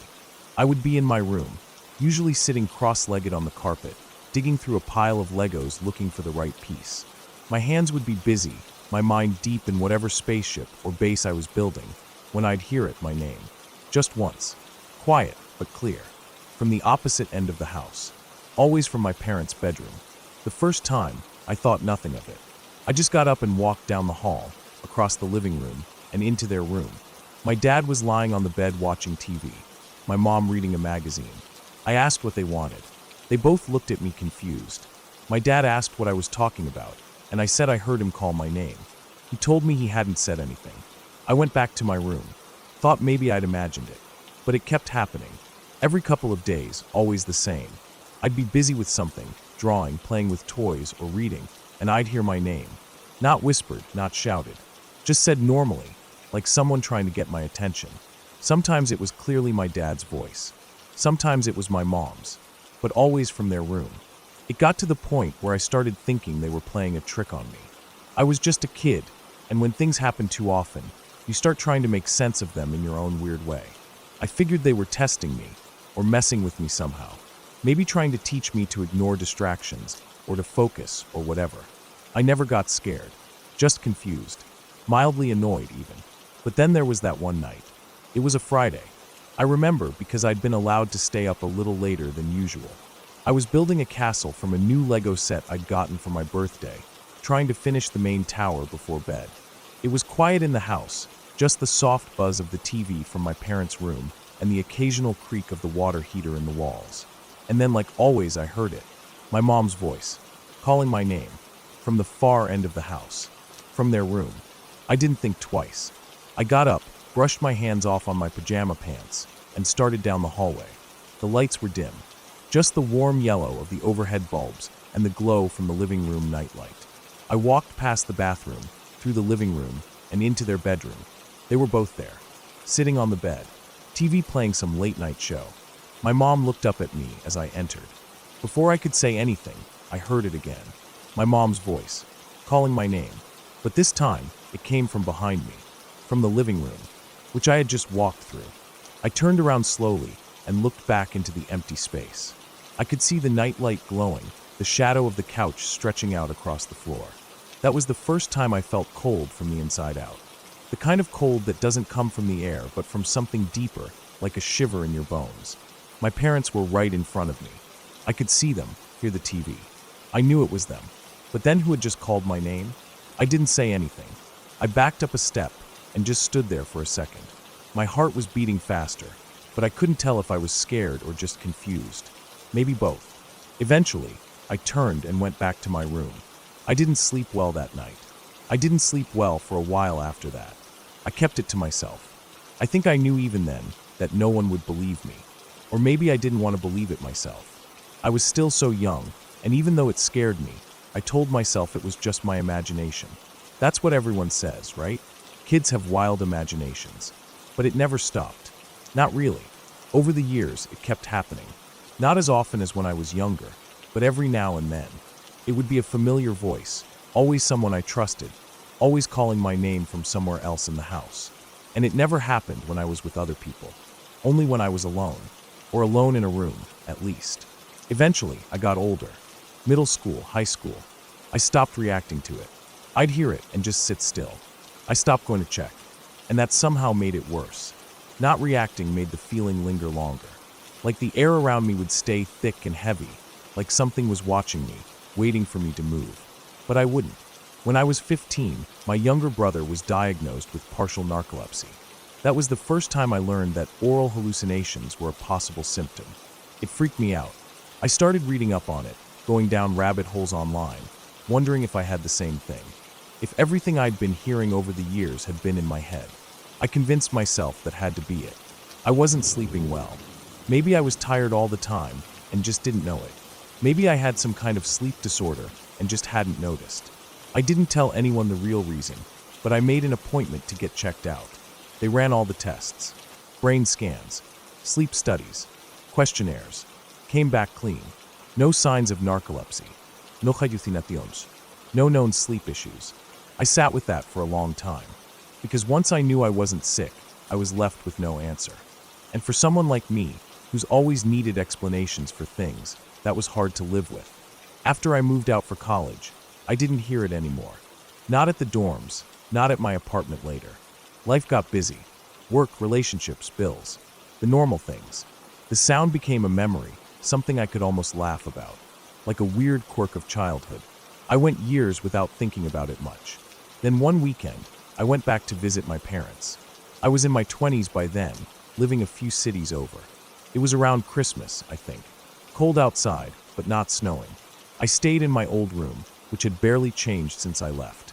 Same bed, same dresser, even some of my old posters still on the wall.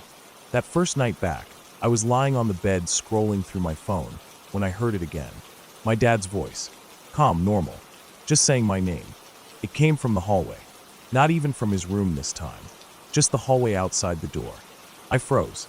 My hands went still on the phone screen. I didn't say anything. Didn't move. I just waited. A few minutes passed, and I got up, opened the door, and looked out. The hallway was empty. The light was on in the living room. I could hear the murmur of the TV from my parents' room again, but no one was in the hallway. I didn't sleep well that night either. I kept the light on, kept the door closed, just like I used to do as a kid. I never talked about this with my parents. I never brought it up again with my brother, either. He had his own things to deal with. There didn't seem to be any point. What would I even say? That something in this house knows how to mimic their voices? That something spent years calling to me when I was alone, but I still hear it. Every time I go back. It's not as frequent anymore, but it's always when I'm alone. And it's always from the opposite side of wherever I am. Like it waits until I'm far enough away to have to move to check. Sometimes it's my mom. Sometimes my dad. Once or twice, it's even sounded like my brother. I've tried to find patterns. Time of day. Weather. My own emotional state. But there's nothing. It just happens when it happens. I don't believe in ghosts. I don't believe in anything supernatural. I've never seen anything. Never had cold spots or floating lights or any of that stuff people always talk about. But this thing, whatever it is, doesn't feel like a story. It doesn't feel like some creepy folklore. It feels like something real, just unexplained. Sometimes I think about the way the house was built. It's an old place, mid-70s construction, long hallways, thin walls. Sound travels weird in there. Maybe it's some kind of acoustic phenomenon. Maybe it's old air ducts or echoes from the TV bouncing just right.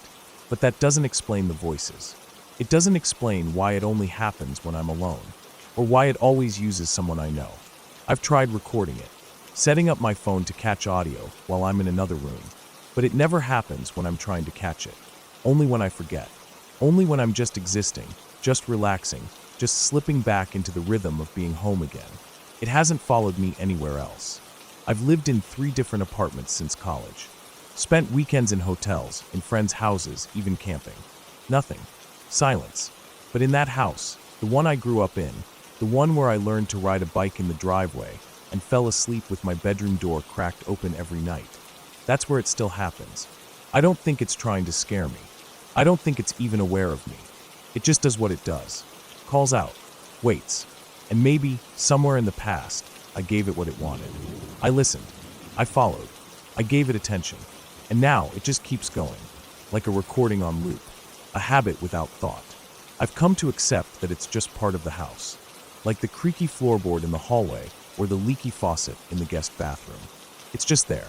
I'm not afraid of it anymore, but I still don't like it, because no matter how normal I try to make it sound, no matter how much I rationalize or explain it away, I know what I hear. And I know it's not my imagination.